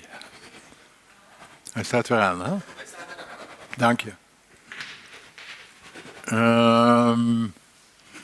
Deze is naar huis. Die voelt zich niet fit. Dus dat is eigenlijk goed voor haar. En misschien ook wel goed voor de omgeving. Dus we wish her well. En we hopen dat ze morgen weer fit aanwezig is. Iedereen is er volgens mij, hè? Ja. Oké. Wat ik zei, hè, morgen is er ook alle gelegenheid nog om te kijken naar manieren waarop toch gepoogd is dat vrije beroep te reguleren en zelfreguleren. Daar kun je ook heel veel uit opmaken over de ethische grondslagen, et cetera, van de journalistiek. Want vrijheid is toch ook pas interessant als het op een bepaalde manier ook weer tot verplichtingen leidt. Maar in die grondslagen, of dat nou gaat over de code van Bordeaux, maar ook redactiestatuut van bijvoorbeeld de krant waar ik zelf bijna een kwart eeuw voor gewerkt heb, of van Nieuwsuur wat ik heb opgezocht, dat is een actualiteitenprogramma in Nederland, wat bij de NOS hoort, dus in die zin. En aangezien ik ook voor de NOS heb gewerkt, televisie, werkte ik ook wel eens voor Nieuwsuur. Die hebben ook een soort gedragscode. Nou, even, er zijn er verschillende, er zijn er vele. Ook de Raad voor de Journalistiek zelf heeft er één. Nee, ik geloof het Genootschap van Hoofdredacteuren, ja. Dat is ook zo'n club in Nederland, de naam zegt het al, het Genootschap van Hoofdredacteuren. En die hebben ook een gedragscode opgesteld. En de eerste regel is, niemand hoeft zich aan deze code te houden. Dat geeft wel aan, hè, die spanning tussen wat je aan de ene kant wil reguleren en aan de andere kant die vrijheid die vrij absoluut moet zijn. Daar moet je echt niet licht over zijn. Hè. Je moet het wel steeds bediscussiëren, maar je moet niet zeggen, nou dan perken we die vrijheid maar in. Je moet er voortdurend mee in discussie gaan, ook zelf. Van wat kan ik doen? Hè, hoe kan ik met voldoende respect, et cetera, integriteit, toch op een beschaafde manier te ver gaan. Niet voor mezelf, niet voor mijn ego, maar omdat ik nou helemaal een rol speel als journalist. Je hebt een rol, je hebt een maatschappelijke rol. En die moet je niet te groot maken voor jezelf, maar die moet de maatschappij ook niet te klein maken voor zichzelf. Nou, dat is eindeloos interessant om die balans te vinden. Maar goed, in al die pogingen tot regulering, zelfregulering, codering, noem het maar op, zijn er wat mij betreft twee woorden die er steeds uitspringen. Het ene woord is objectief en de andere woord is onafhankelijk. Dan wil ik eigenlijk met jullie proberen erachter te komen, wat betekenen die woorden en is er ook nog een hiërarchie in aan te brengen? Is het ene belangrijker dan het andere of zijn ze alle twee even belangrijk of zijn ze alle twee helemaal niet belangrijk en is er een derde term die ik scanduleus vergeten ben? Reynel, mag ik jou als eerste vragen? Je hebt het kunnen volgen in het Nederlands? Ja, hè? Ja. Objectief of independiente? Kijk op daar, scooi. Idicom. Oh, Bomini. Non stino un lugar pa bosso aki. We hebben al die tijd heel veel moeite gedaan om vrij te houden, dus kom nu ook. Kom vooral zitten. Ja, dat is goed. Maar je bent van harte welkom. Leuk dat je er bent. Zie. Objectief of onafhankelijk, maar om mijn nieuws naar voren te brengen? Ja, zeg maar hoe je tegen je vak aankijkt. Wat is objectiviteit daarin het belangrijkste? En wat betekent dat dan eigenlijk, objectiviteit? Of zeg je, onafhankelijkheid is belangrijker en dezelfde vraag, wat betekent dat dan eigenlijk? Gewoon ins vrije hinein, zoals Duitsers zeggen. Helemaal, denk maar gewoon luid, hardop, er kan niks, er zijn geen fouten. Hè? Dat is ook weer het leuke van het ik denk vrije. objectief. Jij denkt objectief. Kun je ons proberen En praat vooral papiament, als dat makkelijk voor je is. Kun je ons iets proberen te vertellen over wat je je voorstelt bij Objectief? Objectief, dus dona historia, dona lo que me interesa de landi, manera que ta, sin ningún judgment, sin nada rondje. Oké. En tot die kon onafhankelijk, so is zij nota ja, eigenlijk, en dan is het een issue, en is het normaal, como is het afhankelijk. Aha. Ik vat het zelf even samen, dat je eigenlijk zegt, Objectief is as is, weet je? Gewoon yes. Onthouden, daar heb ik het genoteerd. Ik denk dat het heel interessant en moeilijk begrip is. Wie kiest er, laat ik het gewoon even zo doen, wie kiest er voor onafhankelijk? Lisan. En why? Ik kies voor onafhankelijk omdat ik als mens niet heel goed ben in objectiviteit. Omdat ik me nogal laat leiden door mijn emoties. Omdat ik persoonlijke voorkeuren heb. En als ik onafhankelijk ben, dan heb ik niemand die tegen mij zegt wat ik moet doen behalve mezelf. Dus daarom kies ik voor onafhankelijkheid in plaats van objectiviteit. Omdat ik dat makkelijker vind om daaraan te houden in plaats van de objectiviteit. Maar dat is dan geen journalisme? Misschien niet. Okay. Misschien is dat geen journalisme. Want ik hou natuurlijk van, de journalistieke taak is ook van vat het eens even handzaam samen. Ik probeer wat jouw betoog was, eigenlijk bij hem zei ik oké, as is. Iemand een idee wat zij zei, is er niet. Hoe zou je dat samenvatten? Help me. Nou, ik vind het ook lastig wat zij zegt, want ik denk dat geen één brain 100% objectief kan zijn. Nee. Maar je kan je wel objectief opstellen. Dat denk ik wel. En dan, en dan met die opstelling, zeg maar, ja, want ik denk dat je het in je achterhoofd, zeg maar, altijd je mening hebt, maar je moet dat dan als interviewer dan onderdrukken en dan dat niet laten overkomen naar de ontvanger. Maar ja, precies, ja. Ik zou het in één woord samenvatten als self-accountable. Self-accountable. Thank you. Let niet op mijn handschrift. Het slaat helemaal nergens op, dat weet ik. Ik was een hele snel schrijver. In de zin van dat... Je had arts moeten worden, als ik het zo zie. Ik ben beyond arts. Bij mijn afscheid vertelde een oud collega die ooit mijn chef is geweest. Die vertelde dat als hij met mij aan de telefoon was om te overleggen over een stukje, dan zei hij, maar dan moet ik nu ophangen, want ik moet in dit mail gaan kijken of het er al is. Dat was natuurlijk gewoon een hele lieve manier om te zeggen van, je voldoet aan een belangrijke eis voor een krantenproduct, namelijk snelheid. Maar dat betekende ook dat ik mijn aantekeningen altijd heel snel moest verwerken, want de dag daarna dacht ik van, dat heb ik nou opgeschreven. Dus dit is ook een soort self-destructing mechanism, weet je wel. Als we morgen deze zaal binnenkomen, denk ik van, er zijn aliens geweest die hebben allerlei tekens achtergelaten. Maar nu staat er nog self-accountable. Dus we hebben as is en self-accountable. En wat dan zou het voordeel daarvan kunnen zijn? Buiten dat ik me laat leiden door mijn emoties, maar in elk geval niet laat leiden door iemand die mij leidt. Ja, maar ik vind het heel interessant wat je zegt, omdat het geeft mij ook weer een hele andere kijk op de journalistiek. Want ik merk dat, en ik reageer erop omdat ik het zelf nooit zo beleefd heb, dat je in alle vrijheid jezelf centraal stelt. Ja. Snap je wat ik bedoel? Ja.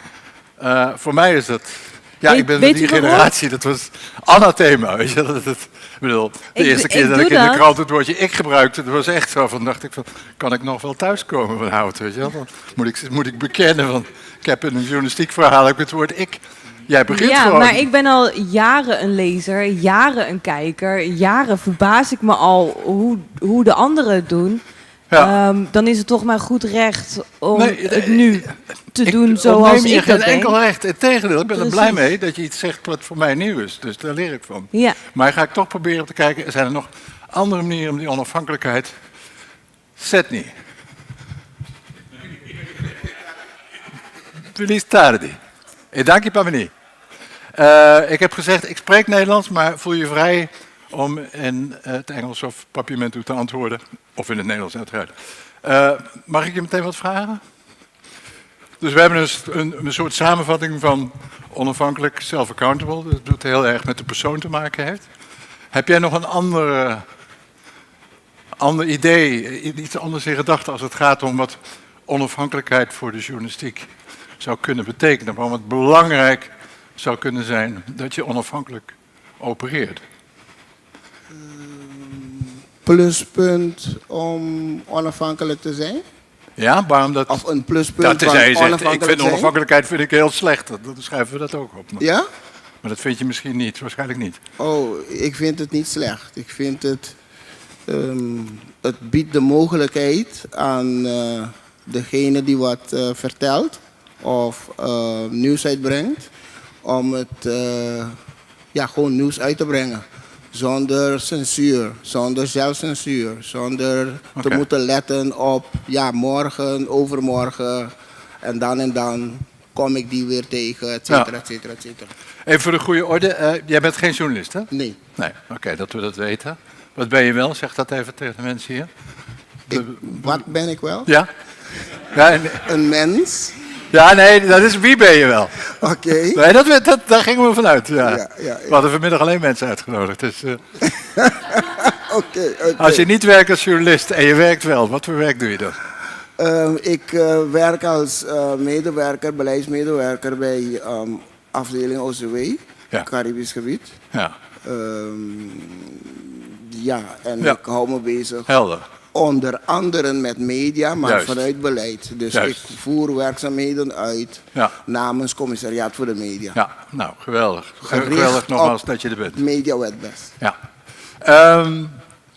In het Nederlands heb je de term zonder last en ruggespraak. Zeg je dat wat? Nee, dat is niet helemaal. Nee, het is ook waarschijnlijk een ouderwetse, maar in ieder geval niet. Heb je een beetje een semi-juridische term, denk ik. Hè? Maar bijvoorbeeld ook Kamerleden, hè, die zijn gekozen, zijn volksvertegenwoordigers, die moeten zonder last en ruggespraken hun taken kunnen vervullen. Ja. Dus zonder dat andere mensen in influisteren van, nou wil ik dat je dit zo doet, want dan, dat gebeurt wel in de praktijk, maar het zou niet moeten. Ja. En de onafhankelijkheid wordt vaak zo gedefinieerd, hè, zonder last en ruggespraak. Glenn kan daar meer over vertellen. Ja, alleen heel kort een opmerking daarover. Het staat nu nog in de toelichting op bijvoorbeeld de staatsregelingen van de landen hier in het Caribisch gebied, dat de statenleden dat doen. Dat ze die houding moeten hebben. Ja. En ook de Dus dat zijn de Kamerleden inderdaad. volksvertegenwoordigers natuurlijk op de eilanden. Maar kan je echt onafhankelijk zijn? Nou ja, dat is hetzelfde als de vraag, kun je echt objectief zijn? Ik denk van niet. Dat je beide niet kunt of dat je het een wel kunt, het ander niet? Altijd ergens afhankelijk van. Heb je altijd. Je bent nooit objectief, vind ik. Er is altijd iets. Ja. Misschien is Oké. er nog een ander woord, als ik mag... Nou, dus ik denk dat er een andere benadering is. En daar wil ik een poging toe doen. En dan hoor ik van jullie wel of jullie dat zinvol lijkt. Ik geloof, en ik probeer het even... Kijk, de werkelijkheid is altijd oneindig complex. Dat hebben we vanmiddag vanaf de introducties gemerkt. En dat is goed dat we dat altijd in het achterhoofd houden. Maar journalistiek is ook een excuus om soms een beetje te schematiseren en dingen wat begrijpelijker en dus eenvoudiger en dus minder genuanceerd voor te stellen dan. Daar ontkom je niet aan. Dus dat excuus ga ik nu ook misbruiken. Ik ga zeggen, objectiviteit bestaat niet alleen, moet ook in de journalistiek niet bestaan. En waarom niet? Omdat ik denk dat het heel belangrijk is dat als je gelooft in de betekenis van het informeren van mensen op basis van de vrijheid van meningsuiting en pluriformiteit van de pers, dat je moet zeggen van oké, voor jouw medium, en jouw medium, heb ik het even niet over jouw persoon. Dat is echt een waardevolle, maar hele moeilijke discussie waar we misschien vanmiddag niet zover in komen. Dus we gaan ons iets beperken in de zin tot het medium waar je voor werkt. Het is goed dat jouw medium een bepaalde kijk op de wereld heeft en die ook aan mensen laat zien. Ik weet toevallig het meest van Nederlandse media, dus daar ga ik je wat voorbeelden voor geven, maar die kunnen jullie ongetwijfeld vertalen naar media op Bonaire of media op de eilanden hier. Wat ik je zei, ik heb voornamelijk voor de Volkskrant geschreven. In Kenia, waar ik 17 jaar heb gewoond, zei ik altijd, I work for the largest quality paper in the Netherlands. Nou, dat klonk al veel leuker dan ik schrijf voor de Volkskrant natuurlijk. Oké. En dat was waar, want quality paper, een kwaliteitskrant, nou dat is gewoon een term die je zelf geeft, dus daar kan niemand wat aan afdoen. En largest was ook waar, want het NRC is natuurlijk, NRC Handelsblad en Trouw zijn ook kwaliteitskranten, maar die hebben gewoon minder abonnees. Dus, maar ik kon niet zeggen, I work for the largest newspaper in the Netherlands, want dit is de Telegraaf, dus dan loog ik weer. Dus ik kwam er altijd tussendoor. Maar de Volkskrant heeft dus een redactiestatuut en daarin wordt ook een bepaalde blik op de wereld ontvouwd. Dat is bijvoorbeeld een paar jaar geleden zijn er veranderingen aan aangebracht. Het was niet meer helemaal van deze tijd. Nou, je wil niet weten, of je moet weten, dat daar binnen de redactie geweldig veel ruzie over is ontstaan. En echt grote vergaderingen over zijn belegd. Gelukkig maar, want er stonden dingen in die ons allemaal aan het hart gingen. Wat willen we nou met die krant? Hoe zien we onze rol in de samenleving? En dat was neergelegd, ik zal maar zeggen 40 jaar geleden, of nog langer, de jaren 70, natuurlijk de linkse jaren 70, toen de Volkskrant ook nog als een zeurderige linkse krant bekend stond. Het is al heel lang niet meer. Maar ook het denken is natuurlijk ook geëvalueerd. Dus op een gegeven moment moest dat een nieuwe neerslag krijgen. Van nou, we geloven nog steeds dat we het beste met de mensen voor hebben. Ik verzin het even zo. Je kunt het nalezen, het staat gewoon online. Maar dat is onze kijk op de wereld. En daar gaan wij ook journalistiek werk van maken. Dus we maken keuzes. We zeggen bijvoorbeeld, er is een crisis met de opvang van vluchtelingen. Dan kun je zeggen, nou dan gaan we vragen bij het Centraal Orgaan Asielzoekers, heet dat zo, het COA, geloof het wel. Van waar loopt u tegenaan? Maar je kunt ook zeggen, van we gaan eens 3 dagen kamperen op die plek waar die mensen worden opgevangen. En die mensen vragen, hoe is het nou dat je hier buiten moet slapen? Je kunt een andere benadering hebben en zeggen van, we gaan aan meneer Wilders van de Partij voor de Vrijheid vragen wat hij vindt van het feit dat er zoveel asielzoekers komen. Dat zijn keuzes die je maakt. En het is belangrijk, kijk, die laatste keuze zal bijvoorbeeld de Volkskrant niet zo snel maken en ik chargeer weer, de Telegraaf misschien wat eerder. Maar uiteindelijk krijgen we daarmee toch een beeld van de werkelijkheid, hopelijk. En als je ook vindt dat je meer wilt weten van, dan kan dat. Dus dat is niet objectief. Volkskrant is niet objectief, Telegraaf is niet objectief. Maar het is belangrijk dat ze juist vanuit een bepaald perspectief op de wereld en binnen de grenzen van de wet opererend, dat moet je er steeds maar bij denken. Maar dat geldt voor de journalistiek in Nederland, gelukkig. Tot nu toe. Maar daar komen we straks op. Altijd. Dat je niet objectief moet zijn. Het is goed om te zeggen, hier sta ik voor. En dat wil ik wel op een faire manier, wil ik dat onafhankelijk over het voetlicht brengen. En daarom zeg ik, onafhankelijkheid is wel belangrijk. Ik laat mij door niemand vertellen hoe ik dat dan moet doen. Dat is dat zonder last en ruggespraak waar ik het over had. Niemand komt er bij mij en die zegt van, oké, en dan vind ik het toch belangrijk dat je het zo of zo opschrijft. En daar lopen we natuurlijk hier wel tegenaan. Dus mijn vervolgvraag is dan ook, hebben jullie het idee dat onafhankelijke journalistiek, waarvan ik zeg dat dat de core is eigenlijk van wat je moet doen, die onafhankelijkheid, hebben jullie het idee dat die hier bestaat? Wie zegt ja? Bonaire. Ik zeg van ja. Dat bestaat. Jij zegt van ja? Ja. Oké. Kun je dat toelichten? Niet. Dat is een gevoel dat je hebt. Dat kan, hè? Opnieuw? Stel die vraag opnieuw. Oké. Ik heb dus geprobeerd uit te leggen waarom objectiviteit niet alleen niet bestaat, maar ook geen criterium zou moeten zijn om journalistiek te bedrijven. Ja. Maar het is juist in de veelheid van keuzes dat je een totaalbeeld kunt vormen van de complexe pluriforme werkelijkheid die nou helemaal de werkelijkheid is. Die is niet eendimensionaal en is niet. Maar dat je de manier waarop je dat journalistiek doet, dat het daarbij heel belangrijk is dat je dat onafhankelijk kunt doen. Dat er niemand is die zegt van, nou, dan willen we toch, Volkskrant, dat je nog eens een keer, nou hebben die asielzoekers ongelooflijk met elkaar ruzie staan maken en er zijn messen getrokken. Maar ja, dan komen ze een beetje in een slecht beeld te staan, dus dat doen we niet. Dan zegt de verslaggever van de Volkskrant, dat is mijn taak niet. Ik ben onafhankelijk. Er is niemand die mij kan influisteren, links, rechts, boven, onder, achter, voor. Zo moet ik het doen. Ik beslis zelf. Niet voor mezelf, maar omdat ik gewoon... Lisanne, je wil wat zeggen. Ik denk dat veel mensen die journalist worden of zijn of willen worden, ik spreek voor mezelf, een beetje een autoriteitsprobleem hebben. En dat we daarom ook niet goed tegen autoriteit kunnen en daar vragen bij stellen. En ik denk als je dat in je hebt, kun je jezelf als sowieso al vrij onafhankelijk noemen, omdat je je niet wil laten beïnvloeden door iets wat moet. Interessant. Dus Moeten krijg ik ook allergie van. Het kritisch bevragen van de autoriteit. Mag ik het zo Maar zeggen? zelf ook een autoriteit worden daardoor. Ja. Kritisch bevragen van autoriteit.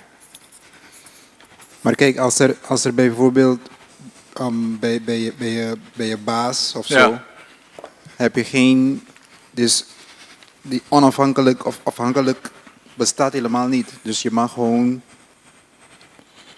zelf kiezen. Oké, ik heb dit, ik wil dit en dit doen en dit en dit doen. Oké, doe maar of zo, als dat niet een issue is. Ja. Ja, dan is de vraag wanneer wordt het een issue natuurlijk. Het is er helemaal niet. Dus je denkt helemaal niet over, want het is geen issue. Nee? Ja. Eens? Geen issue? Zo ervaar ik het dus bij ons. Ja, oké. Ja, Stephanie, wilde wat zeggen?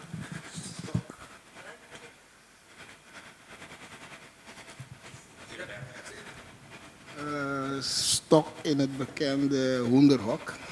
Oké, knuppel. Ja. Als we even terugkijken naar de periode van... het is nog steeds periode van COVID. Ja. Maar laten we zeggen piekperiode. Ja. Hoe onafhankelijk was de media? Ja. Heel interessant. Ik neem het even van je over. Dat heeft ook bijvoorbeeld bij de Volkskrant een hele belangrijke discussie opgeleverd. Nogmaals, want objectiviteit, dat gaat niet, hè? En je zegt, nou ja, dat COVID-ding, dat gaan we gewoon, dat raakt niet, dat kunnen wij gewoon zo even beschrijven. Nee, dus dat was zo ingrijpend. En je hebt het met de inval van Rusland en Oekraïne, wat natuurlijk ook in Europa naast de deur is, heb je het ook weer gezien. Je moet je daartoe verhouden, om maar eens een modieuze term te gebruiken. Je moet er wat mee in je leven. Ook als journalist, ook als medium. En kom mij niet aan met van nee, weet je. Wij blijven daar zo objectief. Wij staan erboven. Niemand staat erboven. Het medium niet. De mensen die dat medium maken, dat zijn uiteindelijk allemaal mensen zoals wij ook niet. Dus dat levert discussie op. De Volkskrant bijvoorbeeld had in het begin heel erg van, nou, we moeten samen de schouders eronder. Weet je? Alleen samen krijgen we, was het ook weer, alleen samen krijgen we COVID klein of zoiets. En de varianten daarvan vond je dan ook op de eilanden weer terug. En de kranten hadden echt het gevoel van, nu moeten we dat echt even onderstrepen, weet je wel. Want we maken die keuze, weliswaar onafhankelijk, maar Maar ja, op een gegeven moment dan merken ze toch van... Maar er worden fouten gemaakt door die mensen die we steunen. En het is toch weer onze taak om die fouten aan het licht te brengen. Dat is de kerntaak weer, wat ik eerder zei. Van, je doet als journalist iets waar andere mensen geen middelen voor hebben. Dat is iets boven tafel brengen. Wat anderen... Neem de mondkapjesaffaire, ik weet niet of je daarvan gehoord hebt. Die is toch door 2 collega's van de Volkskrant is die aangezwengeld. Nou, niet onbelangrijk.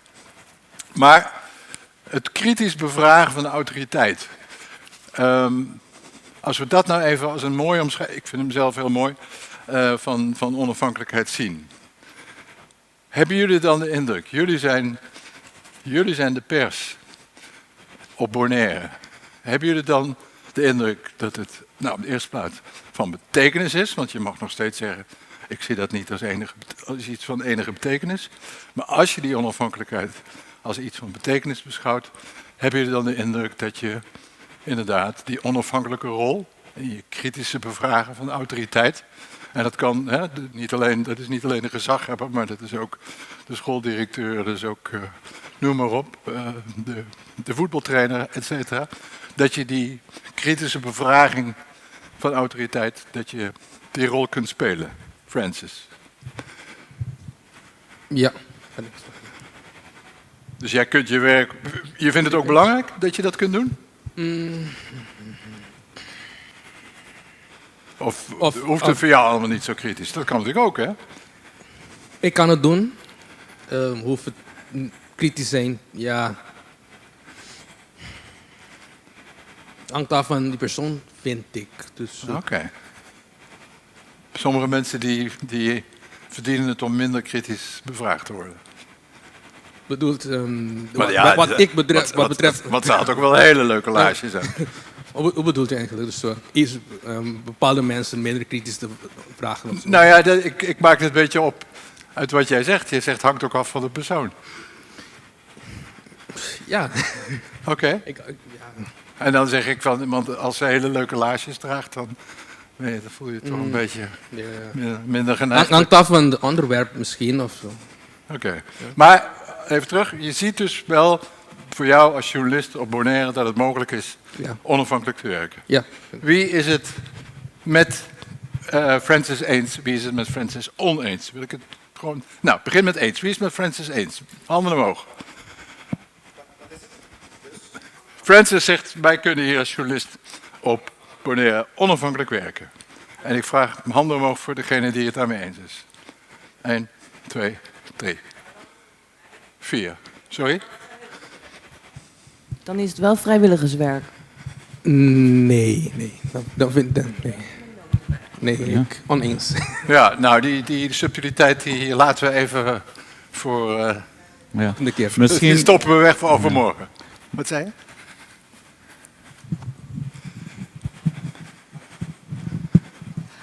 Hoewel niet mijn vak, zou ik me wel voor kunnen stellen dat daar wel een verschil ligt.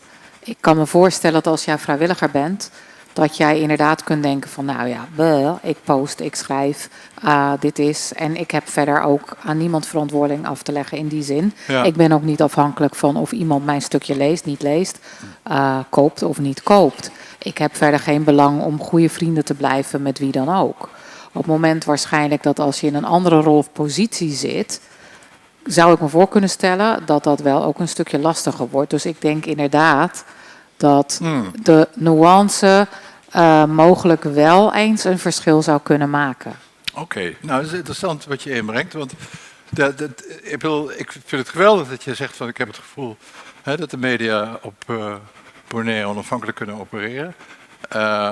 Glenn die onderstreept dat. Misschien kun jij toelichten waarom jij het vindt. Ik licht het ook even toe. Ja. Omdat er geen voorafgaand toezicht is. In die zin ben je onafhankelijk. Ja. Wat ik wel erbij wil opmerken is, het kan wel zijn dat er gevolgen zijn. Wat je doet. Ja. Dat betekent nog niet dat je niet onafhankelijk kunt zijn, maar het betekent wel, ben je bereid bijvoorbeeld die gevolgen te dragen. Wij hoorden in een discussie een paar dagen geleden ook dat iemand kan bellen en zeggen, weet je, als je dat niet herstelt, dan heeft het gevolgen. Dan trek ik mijn advertentie in. Dan kun je alsnog kiezen om te zeggen, nou, trek dan die advertentie in. Die onafhankelijkheid is er wel. Ja. Maar dat betekent niet dat het weer zonder gevolgen is. Goed. Ja. Gevolgen krijg je niet alleen op Bonaire. Dan Sorry, krijg je, nog eens? als er gevolgen zijn dat je iets zegt, dat je niet, zit in consequenties, je moet independiente zijn, dan komt er bij Bonaire zo. Ja. E se ita conta ba internacional tamis bawa por exemplo na Fox News, buting certo periodista nang papi certo kos, quantidade de sponsors, miljones de dollar de sponsoren, disperseerd. Ja. Dus ben je onafhankelijk? Ja. Dus zonder Zij niet, maar kan je maar jij onafhankelijk, wel. ik bedoel, kan je onafhankelijk zijn zonder gevolgen? Ja. Maar goed. Overal ter wereld, niet alleen op Bonaire. Ja, blijf toch even... Misschien- Maar mag- ik- Ja, want het is een kwestie van te zeggen van, kunnen we onafhankelijk zijn op Bonaire? Ik zeg ja. Ja. En dan komt het zonder gevolgen. Dat is mijn punt is, onafhankelijkheid, denk ik, en dat is misschien ook een punt van discussie, onafhankelijkheid heeft wel een prijs. Ja. En dat is een boeiende discussie op zichzelf, maar de vraag heel fundamenteel, is er ruimte hier Ja. om onafhankelijk die taak te vervullen? En daarom stak ik mijn hand op. Ja. Het is mijn indruk dat dat zo is. Ja, Wordt maar het ik zie altijd wel- uitgeoefend? Ja, maar er zit wel licht tussen wat jij zegt en hij zegt. Hè? Jij zegt het zou kunnen, hij zegt het is zo. Je zegt de mogelijkheden zijn er. Hij zegt, maar het gebeurt ook. Zover ga je niet per se. Hij wel. En ik ga heel even, hou het, komt. Want, kijk, dan kom ik eigenlijk bij Renske, bij het rapport van Renske. Daaruit blijkt dat slechts 15% van jullie vindt dat zijn rol als waakhond, en dat zie ik dan een onafhankelijke rol, ja? 15% slechts vindt dat ze die rol kunnen vervullen. Is dat hiermee in tegenspraak of helemaal niet?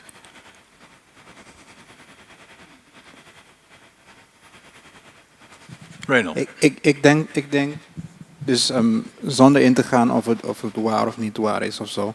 Maar je hebt verschillende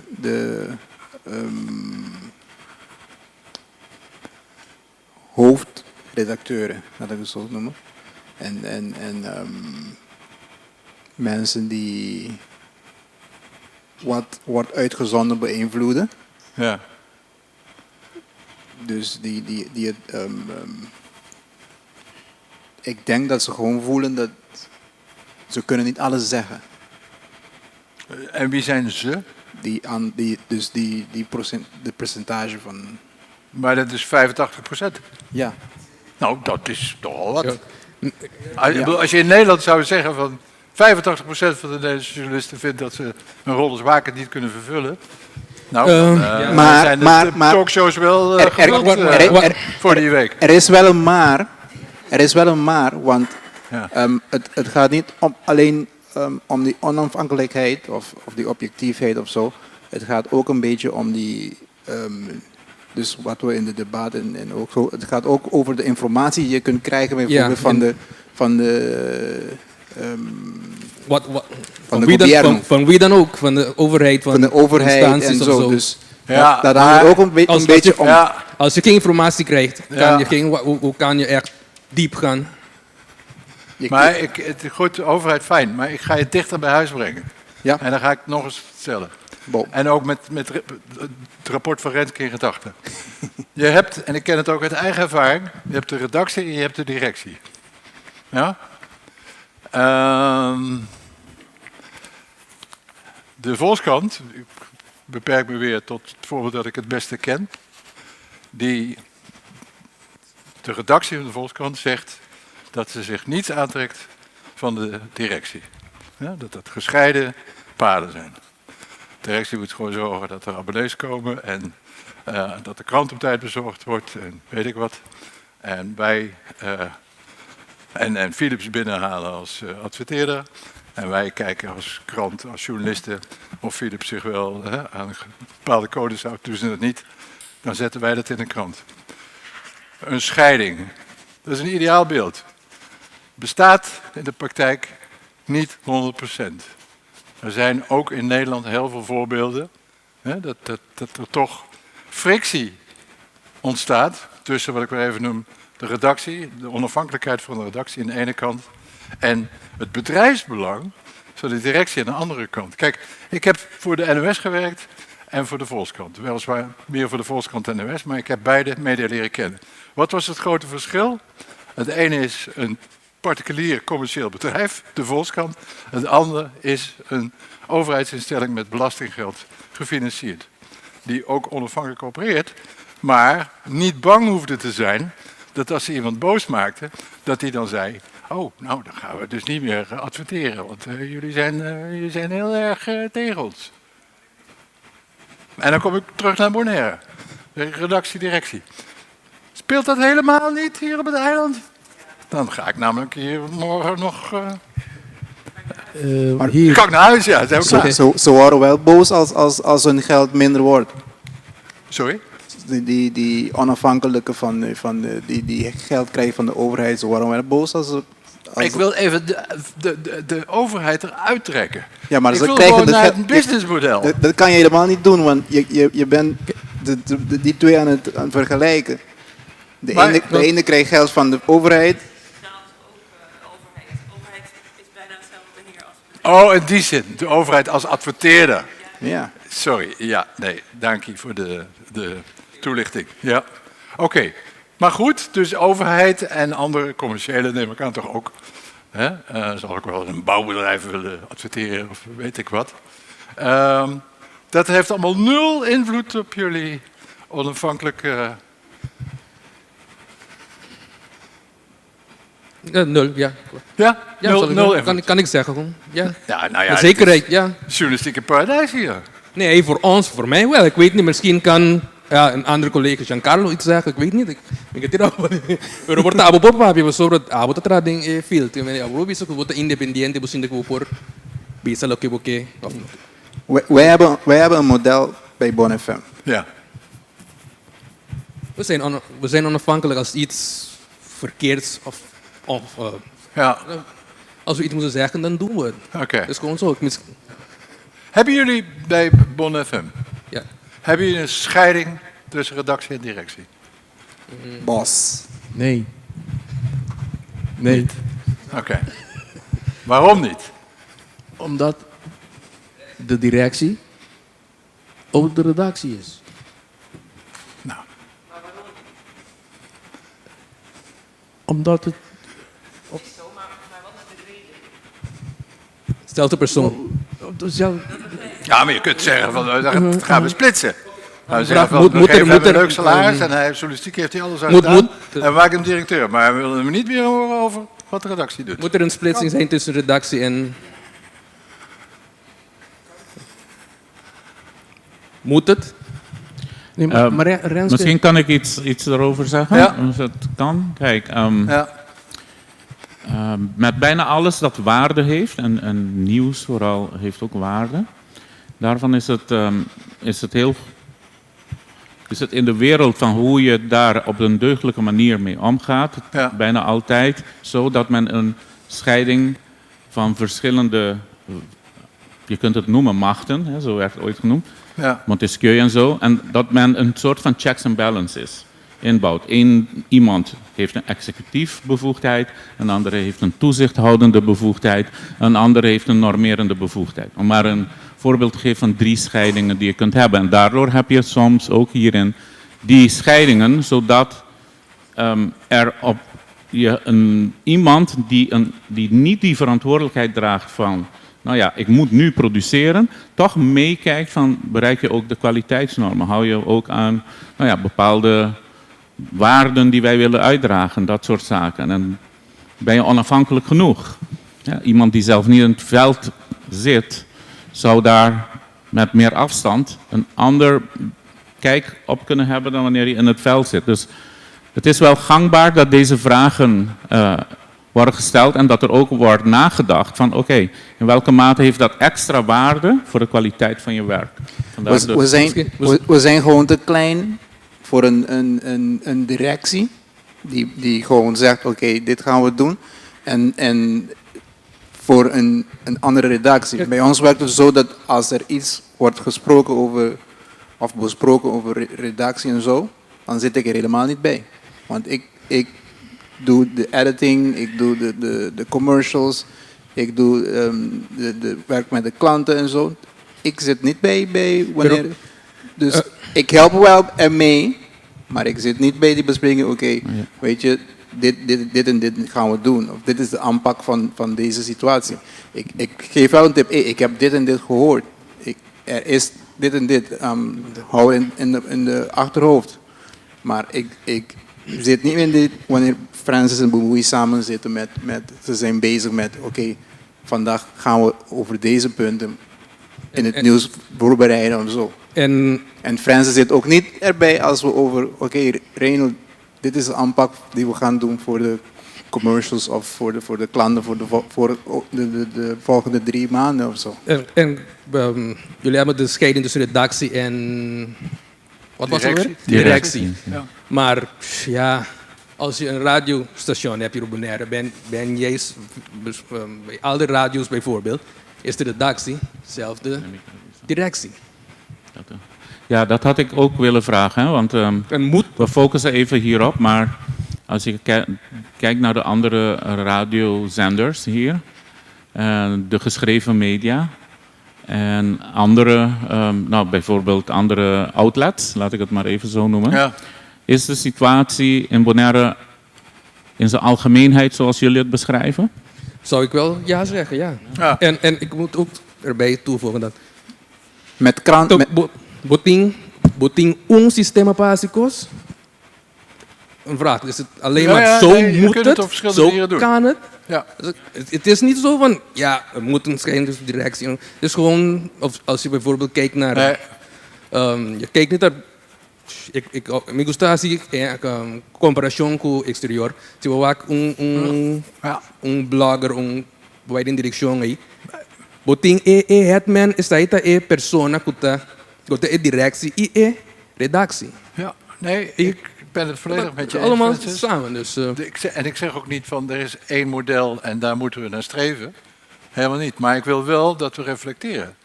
En dat als we zeggen, we vinden onafhankelijkheid belangrijk. Voor ons eigen journalistieke functioneren. Maar ook voor hoe we onze rol in de samenleving, want daar hebben we het over gehad, dat zien we toch, dat we die hebben.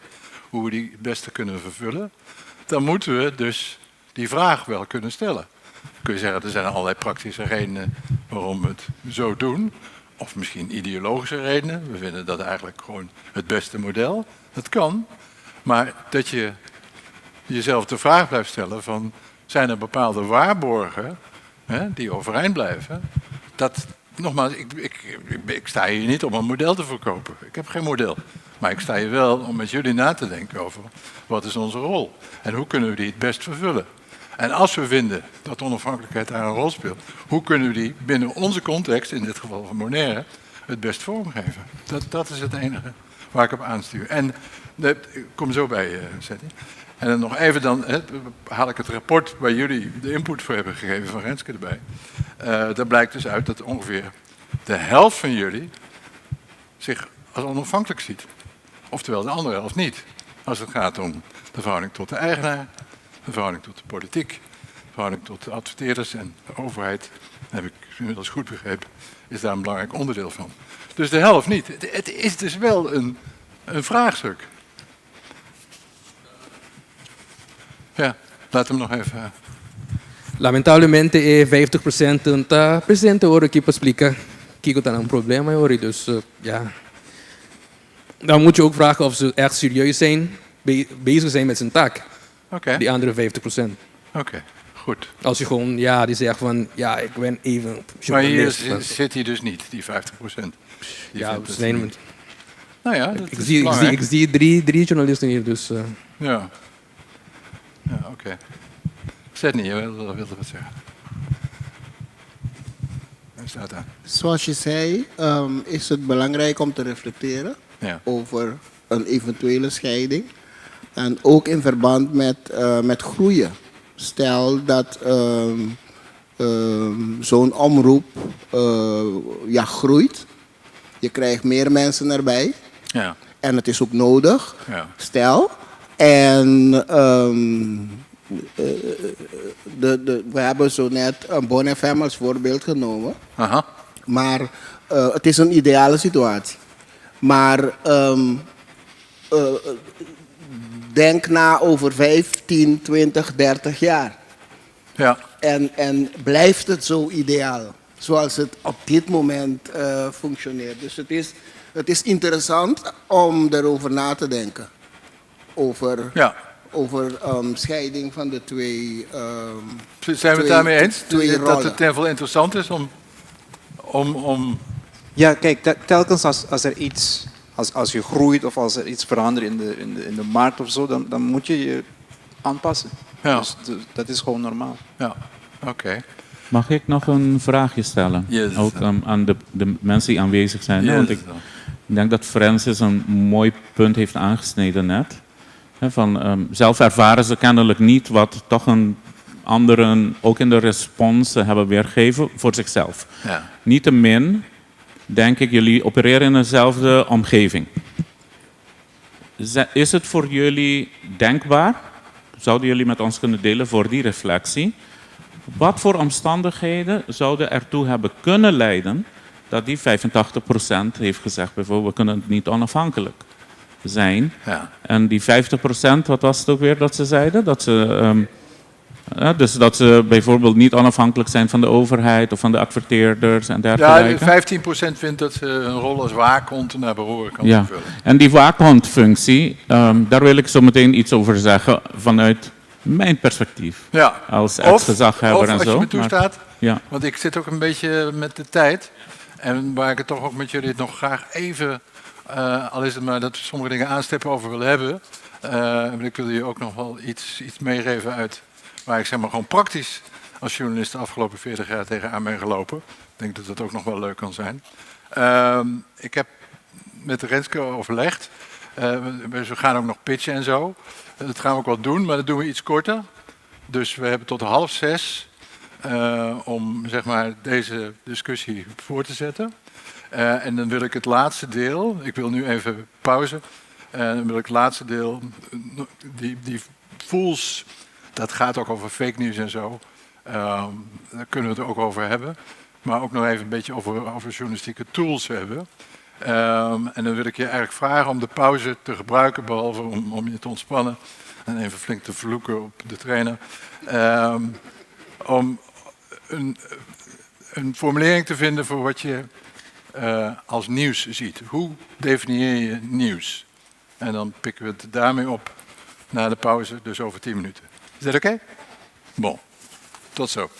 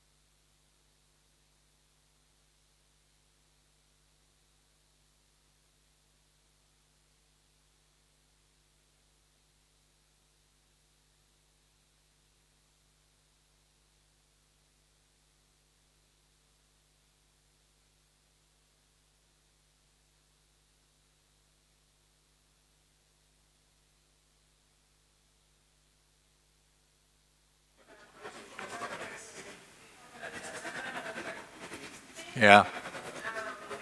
Staat hij aan? Ja, ja. Dankjewel. Jonan.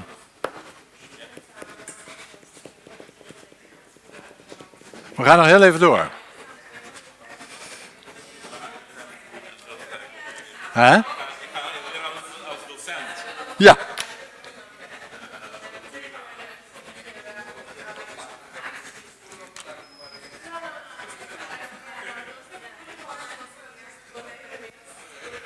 Pa, pa, pa, pa, pa, pa, pa.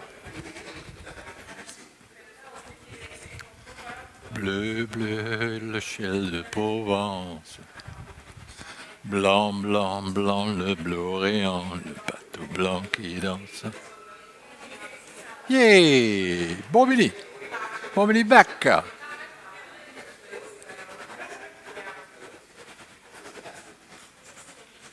Goed. Zijn wij zover?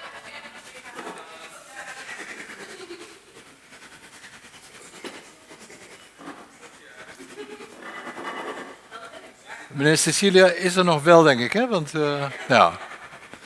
Ja, dat is natuurlijk wel onbeleefd als we onze senior dan... Maar ja, aan de andere kant. Zullen we toch maar beginnen weer? Nee, meneer Cecilia is er nog niet, dus...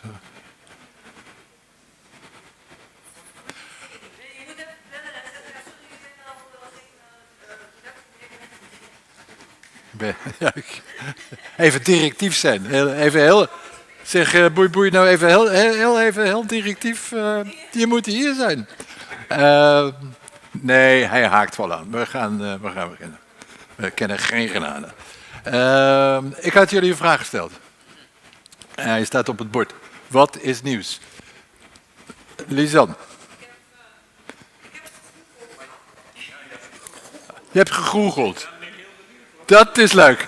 Want Google geeft altijd maar één... Ja, ik heb het gekeken op Wikipedia. En Wikipedia... Wat is nieuws? En zij zei, ik heb het gegoogeld. Ja, maar iedereen kan Wikipedia aanpassen. Dus, maar er staat: nieuws omvat alle informatie van een zeker algemeen belang die tot dusver aan publieke waarneming was onttrokken. Het gaat doorgaans om een recent feit, een actualiteit, een collectieve belangstelling waar een collectieve belangstelling voor bestaat. Dus wat we allemaal interessant vinden, wat recent is gebeurd en wat van algemeen belang is. Goed. Ik vat hem samen als Google op te vragen bij Lisanne. Wie heeft er zelf een invulling van als antwoord op mijn vraag? Wat is nieuws?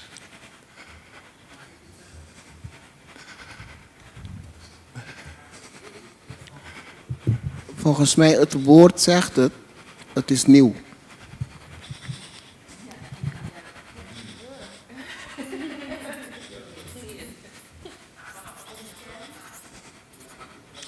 Iemand zei onbekend? Onbekend? Onbekend. Oké. En variaties erop, duidelijk. Heeft iemand nog een derde hier enigszins van afwijkende? Ja. Toen ik was begonnen, ja. Heel vers in de pers, dat is een term van nieuws is niet wanneer de hond de man bijt, maar wanneer de man de hond bijt. Ja, dat is het afwijkende. Ja. Ja, man bijt hond, heel mooi.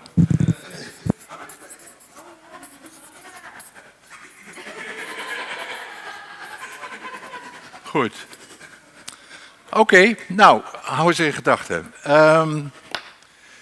De BBC, jullie allemaal wel bekend, had een, wat mij betreft, briljante verslaggever, een hele lange tijd, die Martin Bell heet. Hij is geëindigd, vreemd genoeg, als Member of Parliament, maar dat had te maken met het feit dat in zijn kiesdistrict een man kandidaat was voor de conservatieve partij die in de ogen van Martin Bell zo schandelijk, slecht, corrupt en niet integer was, dat hij zei, als die man zich kandidaat stelt, dan stel ik mij tegenkandidaat. En tot grote schrik van elke collega-journalist werd Martin Bell gekozen.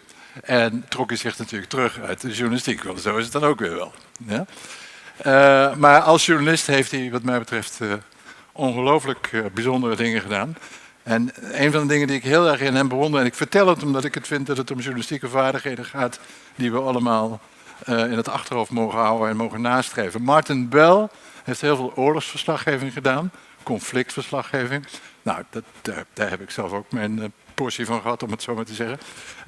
Maar wat bij hem ook zo interessant was, dat hij was in staat om met zijn poten in de loopgraven aan de frontlijn te verslaan wat daar gebeurde. Dat te vertellen, ook gewoon live in beeld voor de camera. En tegelijkertijd dan in zijn verslag te vertellen dat er in Dayton een uitermate complexe vredesconferentie over de Balkan, want ik heb het hier over voormalig Joegoslavië, aan de gang was. En dat de positie van de Verenigde Staten zo, ja, heel subtiel. En die combinatie, die is heel weinig mensen gegeven. Mij niet, om maar eens een voorbeeld te geven. En, nou, misschien Giancarlo wel, maar Francis niet of andersom. Dat is echt heel bijzonder. Martin Bell schreef een boek, een soort professionele biografie. En die heet In Harm's Way. Harm dus, de gevaar. In Harm's Way is ja, hoe vertaal je dat in het Nederlands? Gevaarlopend of nou, whatever. En daarin geeft hij de definitie van nieuws die volgens mij waar is. Hij zegt namelijk niets van die drie. Hij zegt, news is not what happens. News is what's being reported. En nou kom ik eindelijk bij Nelson Mandela. Ik was in 1992 of zo. Was ik mee op reis met Jan Pronk. Dat was een Nederlandse minister. Die was toen minister van Ontwikkelingssamenwerking. En Nelson Mandela was natuurlijk in 1990 vrijgelaten na 27 jaar gevangenschap. En Zuid-Afrika was in het proces ter voorbereiding van de eerste democratische verkiezingen, de afschaffing van de apartheid. Dus echt grote dingen. En Nederland had zich natuurlijk de laatste jaren, tientallen jaren opgesteld, ook op regeringsniveau, als steun aan de anti-apartheidsbeweging. En dus ook steun aan het ANC van Nelson Mandela. En steun dus ook aan Nelson Mandela als politiek gevangene. Maar op een gegeven moment komt de goede man vrij. En ja, die moet natuurlijk de eerste president worden. En Nederland, en zeker iemand als Jan Pronk, was een minister van de Sociaal-Democratische Partij van de Arbeid, die wilde natuurlijk heel graag het ANC en Mandela blijven steunen. Maar dat kon niet meer, want Nederland steunt natuurlijk geen politieke partij. De Nederlandse overheid steunt een land, maar niet een politieke partij. Want dan maak je een keuze, dat is niet de bedoeling. Want morgen komt een andere regering en dan ga je niet zeggen van, oh, nou hebben we niks meer te maken met het land. Maar tegelijkertijd was dat verlangen natuurlijk om die geweldige vrijheidsstrijder te steunen toch zo groot dat ze dachten, we sturen Jan Pronk. En dat de VARA dacht, dan sturen we Kees mee. En dan moet hij Jan Pronk maar een beetje gaan volgen. Nou, het was een mooie lange reis. Begonnen in de Oostkaap en langs Kaapstad en alles. En eindigend in Johannesburg in het kantoor van het oude Shell-kantoor. Heel ironisch. Waar het ANC zijn hoofdkantoor had. En daar had Jan Pronk een ontmoeting met de grote held Nelson Mandela, Madiba. En ik was de enige Nederlandse verslaggever die mee was. Dus ik dacht, nou, dat zou natuurlijk wel heel erg bijzonder zijn. Als ik dan, dus ik vroeg aan Jan Pronk en ik vroeg aan de Nederlandse ambassadeur, die natuurlijk vanuit Pretoria naar Johannesburg was gekomen. En Jan Pronk weer een beetje begeleiden en ook naar die vergadering met Mandela ging. Zei ik van, als je nou de kans ziet, probeer hem dan nog even langs mij te geleiden, want ik ben hier voor de radio. En ja, dan wil ik natuurlijk graag interviewen. Nou ja, dat zie je wel of we er tijd voor hebben. Goed. Dus je had eerst de doorstep, zoals het heette. En dan mag de pers even een paar foto's maken. En dan gaan de deuren dicht, begint de vergadering. Nou, de Zuid-Afrikaanse pers ging weer naar huis. Want ja, die hadden dit soort bijeenkomsten. Zagen ze wel 6 keer op een dag natuurlijk. Mandela, die sprak met de hele wereld. En ik had overleg gehad met het Oog op Morgen, een radioprogramma dat nog steeds bestaat, wat 's avonds Nederlandse tijd tussen 11 en 12 wordt uitgezonden. En ik had gezegd, misschien kan ik Madiba interviewen. Wat vind je daarvan? Nou, de redacteur was er totaal niet van onder de indruk. Nee, nou, leuk. Nou, hij zegt, maar wat wil je dat? Dan zei hij, nou, zei hij, weet ik niet. Maar Mandela heeft altijd gezegd, en nou wordt het even heel technisch, dat premier Kok, die was toen Kok, premier in Nederland, dat hij niet welkom was voor een officieel bezoek, want dat de tijd daar nog niet rijp voor was. Omdat er nog steeds het apartheidsbewind zat en het zou toch een te veel steun en erkenning betekenen, bla bla bla. Maar als hij nou zegt dat het inmiddels wel zo is, dat het een goed idee is dat Kok welkom is, dan vinden we het leuk, dan zenden we het uit. Goed. Ik zit buiten de vergaderzaal en er gebeurt natuurlijk helemaal niks. Belangrijke mensen zijn binnen het vergaderen. En op een gegeven moment gaat een deur open en ik zie de Nederlandse ambassadeur naar buiten lopen. En er loopt iemand naast hem. Ik denk, vrek, dat is Mandela. Dus ik grijp mijn apparatuur en ik loop er naartoe en ik zeg, Mr. Mandela, excuse me, do you think I could ask you a few questions? Waarop Mandela met die prachtige, erotisch heese stem van hem zei, but of course. En ik, oh my god, hij stopt, hij maakt tijd voor me. Dus ik denk, nou, dan mijn interview, vraag, ik krijg het antwoord, vraag, ik krijg antwoord. En dan dacht, oh ja, ik moet nog even voor het oog morgen, moet ik ook die vraag stellen. Dus ik zeg, Mr. Mandela, you've always said it was not a good idea that Prime Minister Kok would come to visit your country.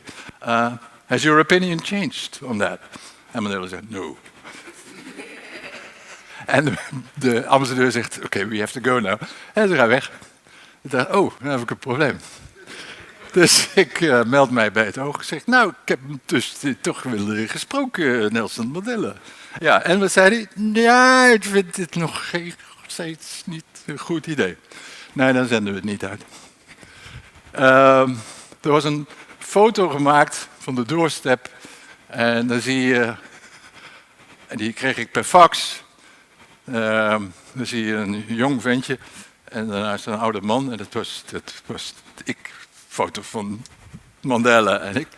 Maar die fax die is natuurlijk gewoon verbleekt en er is niets opgegaan. Dus daar is geen bewijs van. En het bandje is niet uitgezonden, maar heb ik ook niet kunnen bewaren in alle verhuizingen. Het is ook kwijtgeraakt. Dus het hoogtepunt van mijn journalistieke carrière is tegelijkertijd de grootste sof. En het bewijs van de stelling, en dat is een lang verhaal om dat te zeggen. Het gaat er maar om wat ook echt gebracht wordt. Hè? Er is altijd wel iets aan de hand. Maar als er geen verslag voor wordt gedaan, neem nou een hele ingewikkelde oorlog in het noorden van Burma, Myanmar. Dit is, of Jemen, of vind ze maar. Hè? Er zijn heel veel plekken op aarde waar je denkt van, oh, daar gebeurt niks. Er gebeurt van alles. Maar het wordt niet gerapporteerd. Er wordt geen, dus news is what's being reported. Dat maakt het ook tegelijkertijd heel bescheiden. Je kunt Nelson Mandela wel geïnterviewd hebben, maar als je het niet kan bewijzen, dan heb je ook eigenlijk gewoon, stel je helemaal niks voor.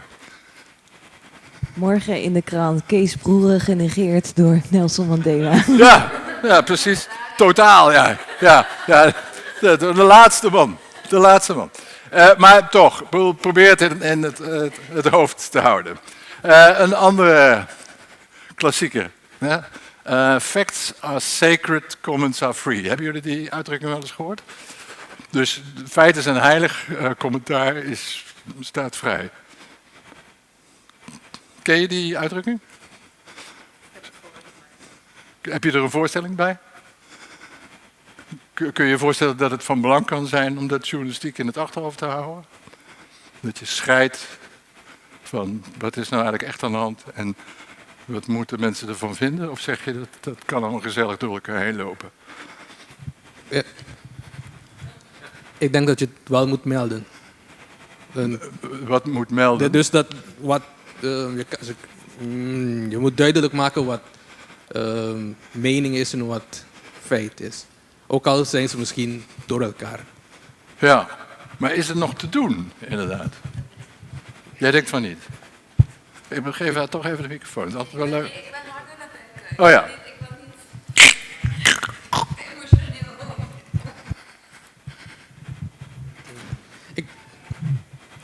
Dus stilte is ook een heel... Hè, je bent radioman, hè? Stilte kan natuurlijk heel... Moet me niet back. Misschien, Hij heeft wel wat gemist, hoor. Oeh. Ja, nee, ik heb even het hoogtepunt uit mijn loopbaan mogen vertellen. Ja, daar was u niet bij. Nou, daar weet u niks van. Goed. Misschien ooit. Ja. Maar de vraag is nu van de journalistieke uitspraak... Facts are sacred, comments are free. Heeft die nog betekenis? Anno 2022. Feiten zijn heilig, commentaar is vrij. Feit en opinie, hadden we ergens eerder. Moeten we die scheiden of zeggen we van... die strijd hebben we met het internet verloren? Is het nog van betekenis? Niet iets waar jullie van wakker liggen, zo te werken. Hoe bedoel je van betekenis? Dus? Nou, oké. Oh ja, oké, goed. Kijk, neem nou deze middag. Ja? Dan kun je zeggen, nou, het zijn de feiten. Nou, er zaten zoveel mensen aan tafel. Eentje ervoor. En die kon niet stil blijven staan. En we hebben het 2 keer geprobeerd en dat had wel 3 keer gemogen. Nee, daar heb je het al. Ja? Dat had wel 3 keer gemogen. Nee, dat is niet het feit. Het feit is dat er 2 keer is gepauzeerd. Dus je doet een feitelijk verslag. En dan laat je aan de lezer over. Of als die dan leest, er is 2 keer gepauzeerd. Dat hij zegt van, die lui zijn hartstikke gek. Dat ga je toch niet doen. Je gaat toch minstens gewoon wat vaker pauzeren. Wat denken ze wel? En, of hoe kun je nou met 13 mensen een zinvolle training doen? Ik verzin me wat. Maar als je het feitelijk verslag doet, als journalist, vind je het dan van belang, van betekenis, dat je die opinierende oordelen erover, het commentaar erop, dat je dat er buiten laat, dat je dat een andere functie geeft. In de geschreven journalistiek heb je natuurlijk heel duidelijk de scheiding tussen de nieuwsberichten en de columns. Mag ik iets zeggen? Martijn. Feiten zijn heilig, ja, dat is het probleem van deze tijd, want feiten zijn niet meer heilig. Feiten zijn niet meer heilig. Ja. Als jij met feiten komt, dan zijn er altijd andere partijen die zeggen van dat is niet waar, dat zijn niet de feiten. Die worden in twijfel getrokken. Ik bedoel, de inhuldiging van Trump, waarbij iedereen kan zien van dat de pleinen zo goed als leeg waren. En hij zei nee hoor, dat is niet waar, dat is een andere realiteit. Ja. Dus ze waren vol. Maar hij heeft de verkiezingen verloren in Amerika. Nee, hij zegt van ik heb gewonnen. En ik denk dat dat een van de grote conflicten op dit moment is, van dat die feiten niet meer als feiten worden erkend. Maar moeten we zeggen op dit moment, of is het nu zichtbaarder door social media bijvoorbeeld? Heel interessant. Dat vind ik een hele goede vraag. Ja, nou ja. Want dan heb je ook bijvoorbeeld de moonlanding. Dat was altijd zo van, ja, zijn de mensen. Ja, dan kon je weer op zijn. Het is pas nieuws als het bekend geworden is. En het is een hele goede vraag. De Amigo die heeft al jaren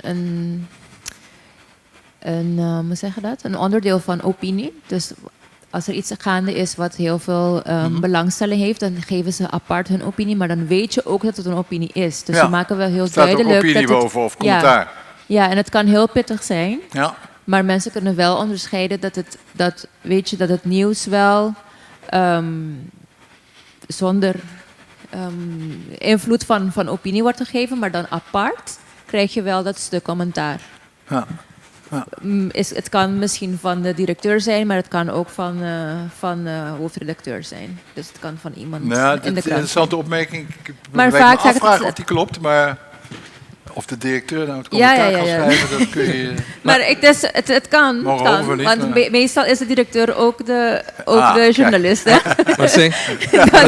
Nee, zolang we dat maar goed benoemen. Dus, snap je wat ik bedoel? Ja, ik snap je. Hè? Maar er zijn verschillende media, differente tipos de media que ven tinguta especificamente feiten, tinguta bruedor de outro. Bij meeste minha met esse artigo que bisa ok, tem feiten ninje. Mita vai back de porte, mita sigue lesa de porte, enviava to bisa ok. bepaalde speler die liep tijdens die wedstrijd 11 kilometer. Maar dan zegt de schrijver, ja, was niet genoeg. Dat is een feit en een mening. Ja, maar het is weer een feit dat de trainer bijvoorbeeld zegt, het was niet genoeg. In het verslag van de verslaggever, dus de journalist die zegt, het was niet genoeg. Nee, dat is wat anders. Ja. Maar ik heb wel wat feiten eruit gehaald. Ja. En dan is het aan mij om te kijken of ik die mening deelt met die verslaggever of die journalist. Laat ik mij Por exemplo, ne mane emotion din je mane ke wega taba taki quanto e la tarda anto dori elain su. Boting parte di information in je feiten, pero boting também parte di mening idanta bruador de outro. Então, enviata na abo como lesa dopa por splits na back for the outro. Pero é difícil depender também do que passa, mas o que passa na Corsou, tem acidente, caminha duas pessoas, agora auto a dar duas pessoas mata. Canti cammina, non sta trabalhando, auto allora di tal forma che ela dà duas pessoas que mata opslag dood. Dus agora que você mira, a maneira como a notícia vai trazer adiante, portret não está sali gewoon, você mira mango pie bentari bacaya. Na bij live, etc. Pero a base de esse, a maneira como a notícia agora do na, também acaba botar assim de emoção e rabia contra de driver que ocasiona acidente. Que me acaba emoção de reporteiro no momento e tá preciso. É difícil para botar sem emoção se donando notícia assim na triste. Pero não me se come over de tal forma que você sente a rancha e a rabia e a emoção e acaba põe o driver dentro sorte que sem saber precis que a suceder. Que men esse agora toevallig met hebben lezen e comments arriba Facebook met meneer oh God. Que men via bata mira acaba com a emoção da hope alto em banana. Even pak aan. Riba je, felicitare no seu nome Reina. Em nome da minha responsabilidade e o poder de jornalisten. Kiko é landschap de jornalisten aan portrese na comunidade of não. E maneira como a reportar e acidente agora que põe carga emocional de pueblo que quizás portar e driver e portar bira malo, portar tabato bei wakwene na hospital of whatever it is. Que agora que não está bem delante, então que cria vertekenbeeld de situação em certo sentido. Vai acaba de uma coisa agora bisa de driver que porta nós não sabe, pero que mas como que tem 21 anos, que me acaba irresponsável 21 anos, la corre se waga da pa yuen antori bota haya inteiro lading, pero ni não sabe eigenlijk dat que coisa suceder. Pero que a parte emocional está sendo alto que esse também está influenciar persona que está seguindo notícia, por exemplo, se a meta wakeribo o medio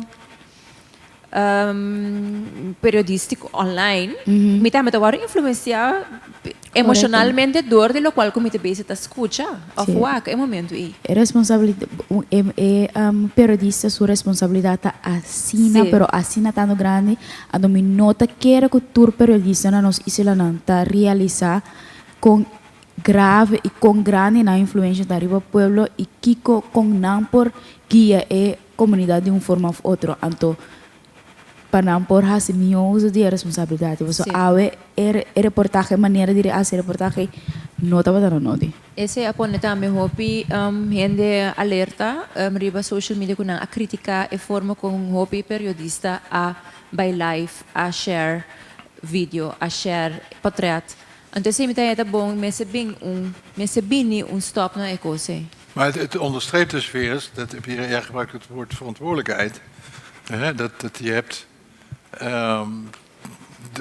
dat verslaggeven dat je doet, wat vaak al moeilijk genoeg is. Hè? Ik bedoel, je krijgt geen toegang, je vindt niet de juiste bronnen, je hebt niet de tijd, noem het allemaal op. Maar dat voortdurend, en we gaan heel langzaam afronden, dat je dus voortdurend toch ook van bewust moet zijn dat je in, wat ik maar even noem, een ethische omgeving opereert. Hè? Je moet je toch, zeker nu misschien meer dan ooit, die vraag stellen van waar ligt mijn verantwoordelijkheid en wat kan ik nog in een tijd van alternatieve feiten. Mensen zelfs kunnen zeggen, de waarheid is ook maar een mening. Nou, toen u 20 jaar geleden, dat zou nooit iemand bedacht hebben, durven zeggen, toch? Op een serieuze manier. Is tegenwoordig, en het wordt, dat wil ik jullie wel meegeven, het wordt nog heel veel erger. De uitoefening van ons beroep, of dat nou op internationaal niveau is of op eilandniveau, dat maakt niet uit. Uiteindelijk komt het toch overal binnen. Ook hier heb je te maken met het internet, met social media, met het feit dat we ook eindeloos lang over kunnen spreken, dat waar vroeger de consument gewoon van de journalist te horen kreeg van zo en zo zit het, is de consument door het internet zelf producent geworden. Nou, dat heeft tot ongelooflijk veel zaken geleid. Maar goed, daar hebben we allemaal geen tijd meer voor. Maar we moeten ons wel dus toch proberen, hoe hectisch het vaak is. Journalistiek is ook een heel opportunistisch beroep, zo is het nou helemaal toch. Ik bedoel, je moet een stukje maken en als het dan niet goed genoeg is, dan hoop je dat je morgen weer de kans krijgt om een nieuw stukje te maken. En je moet daar eerlijk zijn, je moet daar zelf kritisch over kunnen zijn, wat heel erg moeilijk is in de journalistiek. Ja? We zijn hele kritische mensen, maar zelfkritiek staat nog steeds in de kinderschoenen. Maar het moet allemaal wel. We moeten wel allemaal voortdurend kan ik niet zeggen, maar we moeten wel zo nu en dan proberen ons daarvan bewust te zijn. Weet je? Dat we hebben een belangrijke rol te spelen. We moeten ons niet belangrijker maken dan we zijn. Maar we moeten ook ons realiseren van alle valkuilen waar we mee te maken hebben. En het is een belangrijk, maar in die zin ook geen eenvoudig vak. En ik wilde nog tot slot dan toch even, als het gaat om wat ik dan noemde de fools.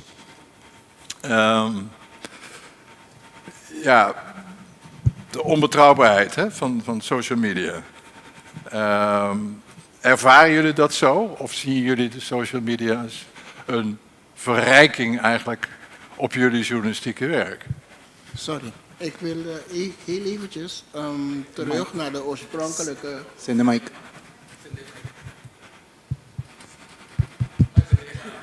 Ik wil heel eventjes terug naar de oorspronkelijke vraag. Ja. Ik denk wel dat het gescheiden moet zijn. Feiten en meningen. Dat het gewoon echt duidelijk gescheiden moet zijn. Ja. Ik vraag me daarnaast ook af, wat kan een journalist doen? Bestaan er mogelijke tools om te voorkomen dat je dan, je zit in de rush van er is iets gebeurd, je hoort het op je radio. Vroeger hadden ze een scanner en zo en ze volgen de politie en ze rijden erachterna en ze komen eraan en daar liggen de mensen. Zijn er tools om te voorkomen dat je dan 100% in de meninggeving gaat zitten met emoties, omdat je dan ook bloed ziet en je bent ook mens, et cetera, et cetera, et cetera. En wie weet, misschien heb je ook zoiets meegemaakt in het verleden met familieleden. Ja. Zijn er tools voor een journalist die dat werk wil doen, om als eerste ter plekke te zijn en dan toch emotie een beetje uit te kunnen schakelen, wat bijna onmenselijk is. Ja, en ook onwenselijk is hoor. Ik denk dat emotie ook in ons vak wel degelijk een rol heeft. Want als je geen emotionele belevingen meer hebt, dan... Kijk, een van de belangrijkste taken van een journalist is ook dat hij, man, vrouw, zich kan verplaatsen in de ander. Het is empathie, het is compassie, het is ook het zoeken, ik noem dat altijd, het zoeken van de frequentie. Weet je, op welke golflengte zit iemand. Dus je moet je wel openstellen. De emotie speelt daar wel een rol in. Maar dat is iets anders natuurlijk dan dat je zegt van, ik ga gewoon eigenlijk zonder daarbij stil te staan, ga ik alles gewoon beschrijven en mijn emotie daarbij, maar wat ik zie, bijvoorbeeld bij een gruwelijk auto-ongeluk. Ik vind het heel erg moeilijk. Voor mij persoonlijk is het heel erg duidelijk waar ik mijn grenzen trek, maar ik zei ook heel erg in het begin, we moeten die vrijheid moeten we echt gewoon heel erg wel heel erg open houden. Dus ook de vrijheid om fouten te maken is echt heel erg belangrijk. Als je alles van tevoren gaat reguleren, dan maak je het vak ook dood. Maar een antwoord dat ik wel kan geven van wat kun je doen, welke tools kun je gebruiken. Praat erover met elkaar. Zoals we nu met elkaar praten, doe dat ook met je collega's. En zeg van, goh, weet je, vandaag had ik toch... dat helpt sowieso hè, om een moeilijke gebeurtenis lichter te maken voor je. Maar ook dat je vraagt van, wat vind jij? Deed ik dat goed? Had ik nou... ik race inderdaad, ik hoorde het op de politiefrequentie en ik race er achteraan en ik dacht... Ik geef je een voorbeeld uit eigen praktijk. Ik was in Jakarta toen studenten het plein van het parlement hadden bezet en eisten dat president Suharto aftrad. En dat was een situatie die een beetje deed denken aan Tiananmen, plein van de Hemelse Vrede in China. Dus dat was heel veel belangstelling. Indonesië heeft natuurlijk in Nederland sowieso belangstelling. En ik had het geluk dat ik als correspondent in New Delhi, die helemaal niks met Indonesië had, gevraagd werd om naar Jakarta te gaan om de correspondent die daar wel zat te helpen, want die liep over van werk, zeg maar.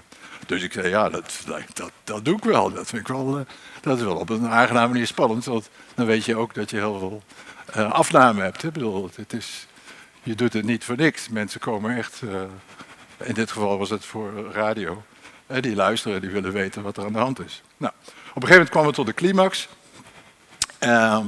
En zoals dat dan ook vaak gaat, we zaten als journalisten, als internationale pers, op vrijdagavond zaten we een beetje te ouwehoeren in het restaurant van het hotel waar de meeste journalisten zaten. En ineens begon iemand te gillen, die kreeg via haar mobiele telefoon, en ik heb het over 1997, 98, dus het was allemaal nog niet zo vanzelfsprekend dat iedereen een mobiele telefoon had, kreeg ze het bericht dat de ontruiming van het plein was begonnen. En dat was echt laat in de avond.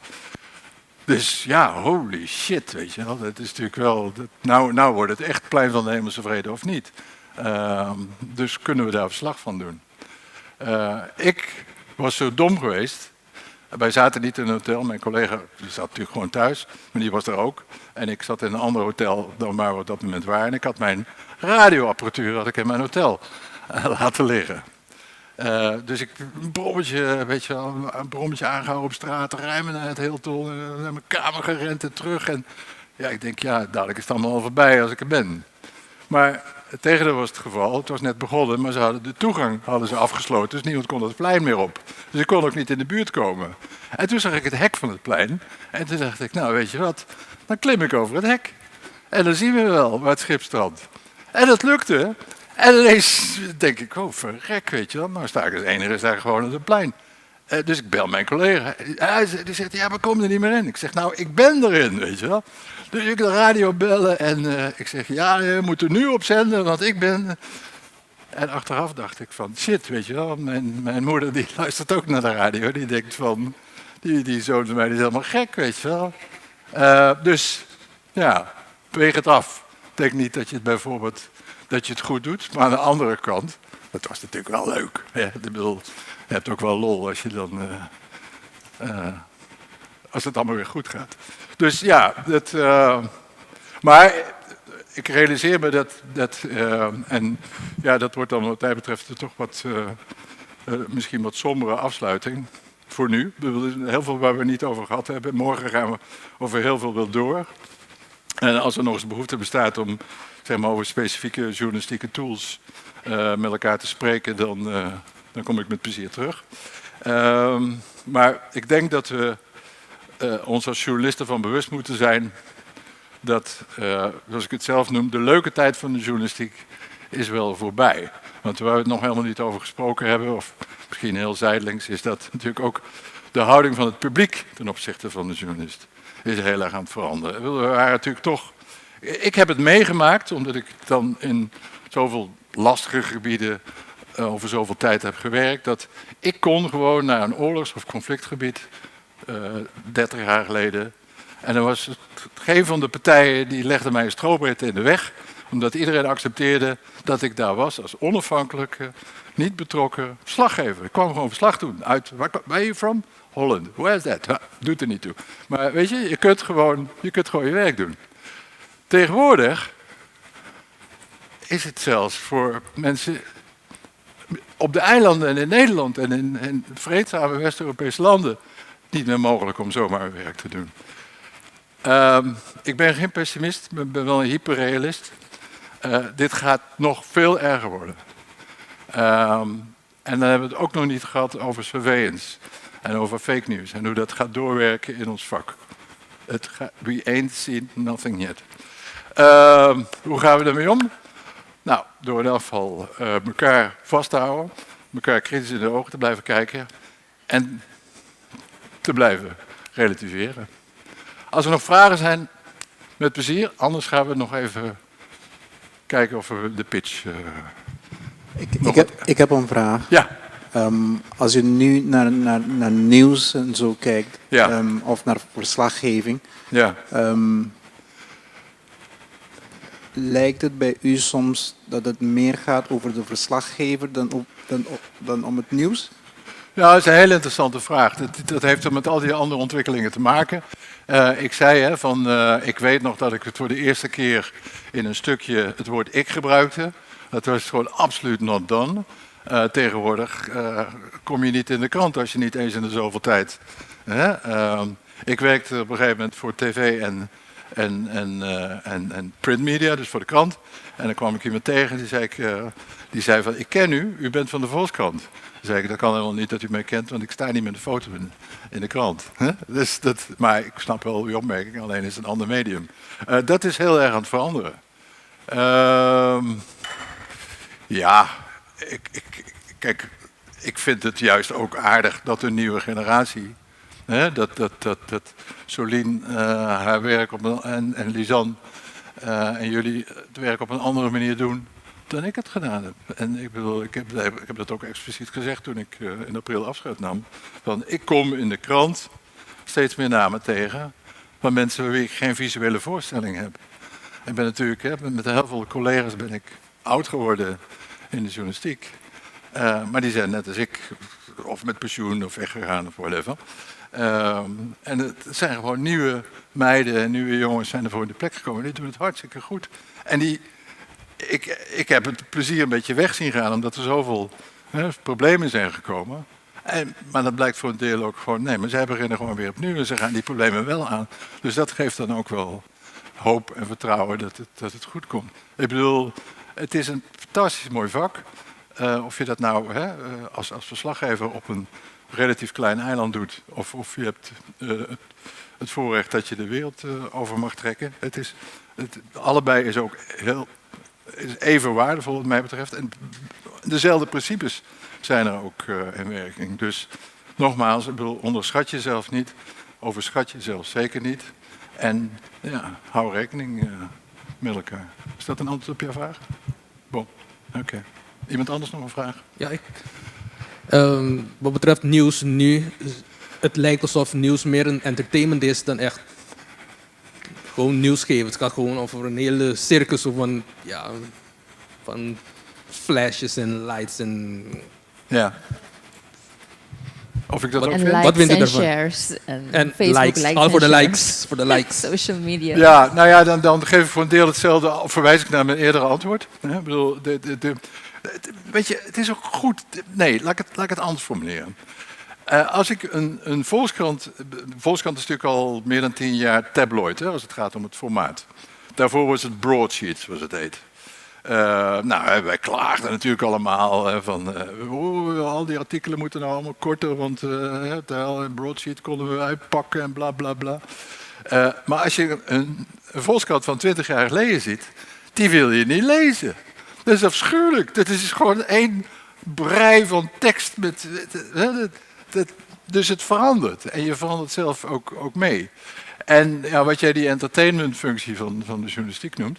Ja, ik ben het met je eens. Maar kijk, het staat je altijd nog vrij om een heel serieus online tijdschrift op te richten. Waar je alleen maar met de ernstige zaken des levens... en als je daar lezers voor kunt vinden, nou, be my guest, weet je wel. Doe je voordeel mee. Maar het is, ja, ik bedoel, kijk, de journalistiek is ook een afspiegeling van de samenleving. En zei het dan dat hij in Nederland niet divers genoeg is als het gaat om de journalistiek. Maar dat komt hopelijk wel. Maar dus onmiskenbaar, samenlevingen veranderen en de journalistiek verandert mee. Dat is, en dan is het op een gegeven moment ook niet meer aan mij om te zeggen of het goed of slecht is. Dan constateer ik dat het anders is geworden. Ja. Nee. Iemand nog één vraag? Onze senior. Laatste vraag. Wat hebt u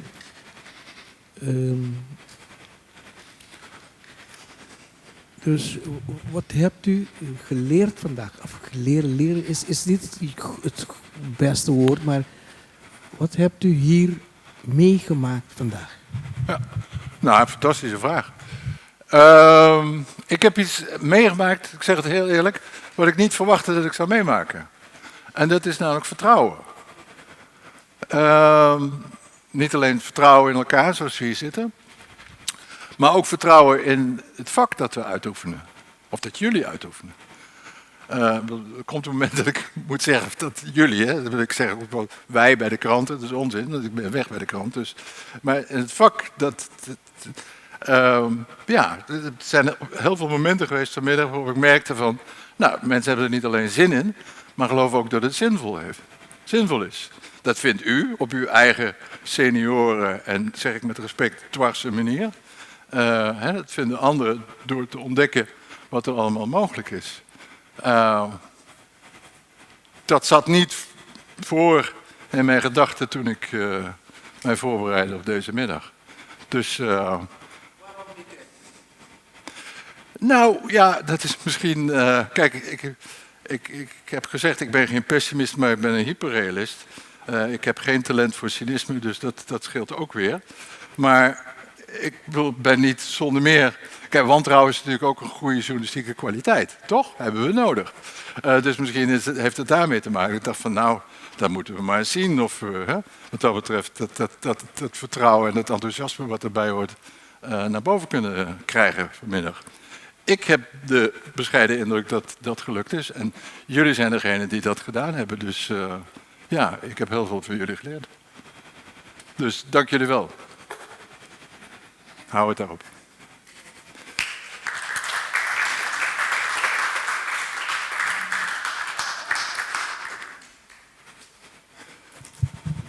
Yes. Kees, dankjewel. Super interessant. Mijn hele hoofd zit echt vol met gedachten en info. Ik weet niet hoe jullie eraan toe zijn. Ik zie het knikken. We hebben nog een half uurtje op deze zaterdagmiddag.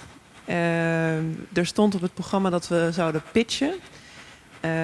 Ik wil voorstellen om dat morgenochtend te doen, maar dat ik jullie wel uitleg wat dat dan gaat zijn. En hoe je je daar in je team op kunt voorbereiden. En dan hebben we morgen van 9 tot half 10 een pitchmoment.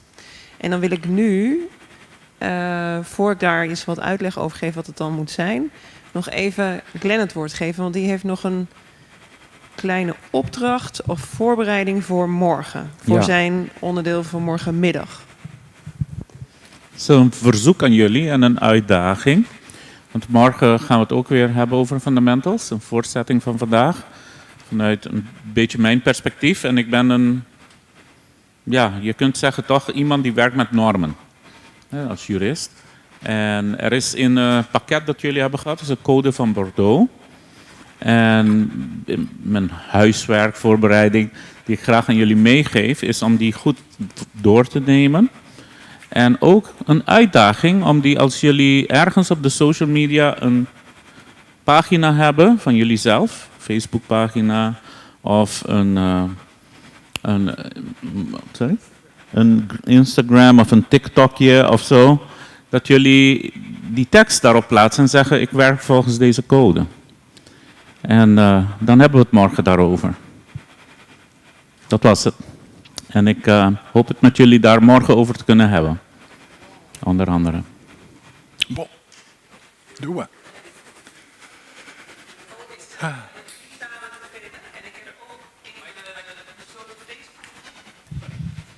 Die code staat in 3 talen in je handout. En de code is ook, heb ik net geplaatst, of die plaatjes daarvan, heb ik geplaatst in de besloten Facebookgroep. Waar, als het goed is, iedereen daar ook in zit. Als je er niet in zit, stuur me even een friend request voor Facebook en dan zet ik je erbij. Ja, en die uitdaging telt ook voor mij. Ik ga het zelf ook doen. Check. Dan, als je geen Facebook hebt, dan misschien heb je LinkedIn. Of misschien heb je Instagram. WhatsApp. Je kan hem ook als... Ja, op je profieltje of zo. Als profielfoto. En wat mij interessant lijkt is om te kijken of je reacties krijgt van je followers en wat ze dan zeggen. Dus dan gaan we daar morgen ook over hebben, denk ik, met Glenn. Exact. Dankjewel, Renske. En dan morgenochtend. We hebben een aantal teams, 4 teams, die zijn bezig met het maken van items. En die gaan ook over de topics die vandaag door Kees zijn behandeld. Wat is nieuws, onafhankelijkheid, etc. En morgen is de uitdaging om hier om 9 uur te zijn en met je team een elevator pitch te geven. Wie weet wat een elevator pitch is? Kan je dat voor mij toelichten? Dat was toch dat je met iemand in een lift stapt en dat duurt 30 seconden. Je hebt 30 seconden om je idee te verkopen, want dan stapt hij weer naar buiten. Precies dat. Dus, er is iemand met een grote zak geld. De chief of I don't know what. Die heeft daar 100.000 gulden voor je. En je kan hem dus in 1 minuut, dat is de tijd die het neemt van de ground floor naar de top floor. Want die man heeft net gedrukt, ik ga naar... Dus je hebt de kans om hem even te spreken. Hè? Net als wat Kees had met Mandela. 1 klein moment om te knallen. Dus we willen jullie vragen om morgen die 1 minuut pitch te geven. En dat moet dan gaan over de volgende vraag. Hoe ga je die moeilijke begrippen, dus wat is nieuws, wat is onafhankelijkheid, in je item zo neerzetten dat het kind het kan begrijpen. Want morgenochtend gaan we editen, voice-overen, et cetera. Dus we willen dat je aan ons als groep, wij zijn dan even degene met die zak geld, gaat uitleggen in 1 minuut hoe je dat van plan bent te doen. En aan het eind, na die minuut, zeggen wij, oké, dat geld krijg je of niet. En als het goed genoeg is, dan krijg je het geld. En als het niet goed genoeg is, krijg je van ons feedback over hoe het misschien nog beter kan. Yes? De vraag is, hoe ga je je onderwerp, wat je hebt gekozen voor je item, verkopen of toepassen in je item voor dat kind? Dus hoe ga je het vertalen naar het kind? En als je het eigenlijk al opgenomen hebt? Nou, wat we nog moeten doen morgen, dat is morgen, dat gaat Celine ook nog verder uitleggen. Dus dat het moet gemonteerd, er moet een voice-over tekstje. Klopt, ja. Je kan nog een graphic ertussendoor monteren. Ja. Dus daar kan je nog allerlei inhoud, wat je vandaag van Kees hebt gekregen, wat je morgen van Glenn nog krijgt, kan je ook nog daarin meenemen om dat nog wat verfijnder uit te leggen aan het kind. Oké. Gaan we morgen ook met elkaar zitten, zodat we het 1 geheel maken en niet dat je 4 verschillende stijlen krijgt? Ja. Oké. Nou, 4 verschillende stijlen is op zich geen probleem. Want zoals je bij de items van Caribbean Kids News zag, elk item was een ander. Dus dat maakt niet zo heel veel uit.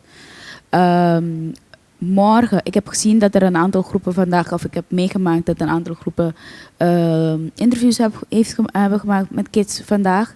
Op zich vond ik de meeste wat ik heb gezien oké. Als je met de informatie die je vandaag hebt gekregen en de opdracht van Renske in je achterhoofd denkt van misschien moet ik toch wat meer gaan draaien. Of misschien moet ik toch dat kind nog opnieuw gaan interviewen. Kan je dat morgen nog steeds doen. En om je item beter te maken. En morgen gaan we sowieso, zoals Renske zei, gaan we in het editproces. Volgens mij zijn er een aantal mensen die daar aan zijn begonnen. Je moet dan je voice-over teksten die je tussen de quotes gaat zeggen, moet je sowieso gaan schrijven en opnemen.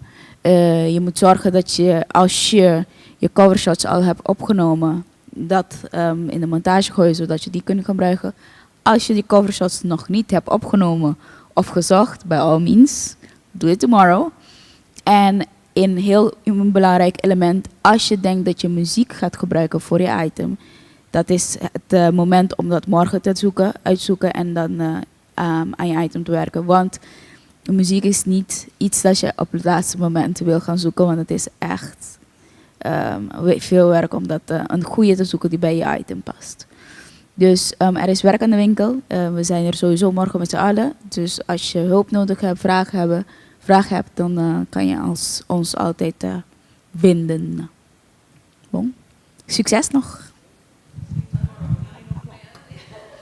Yes, today was a day, but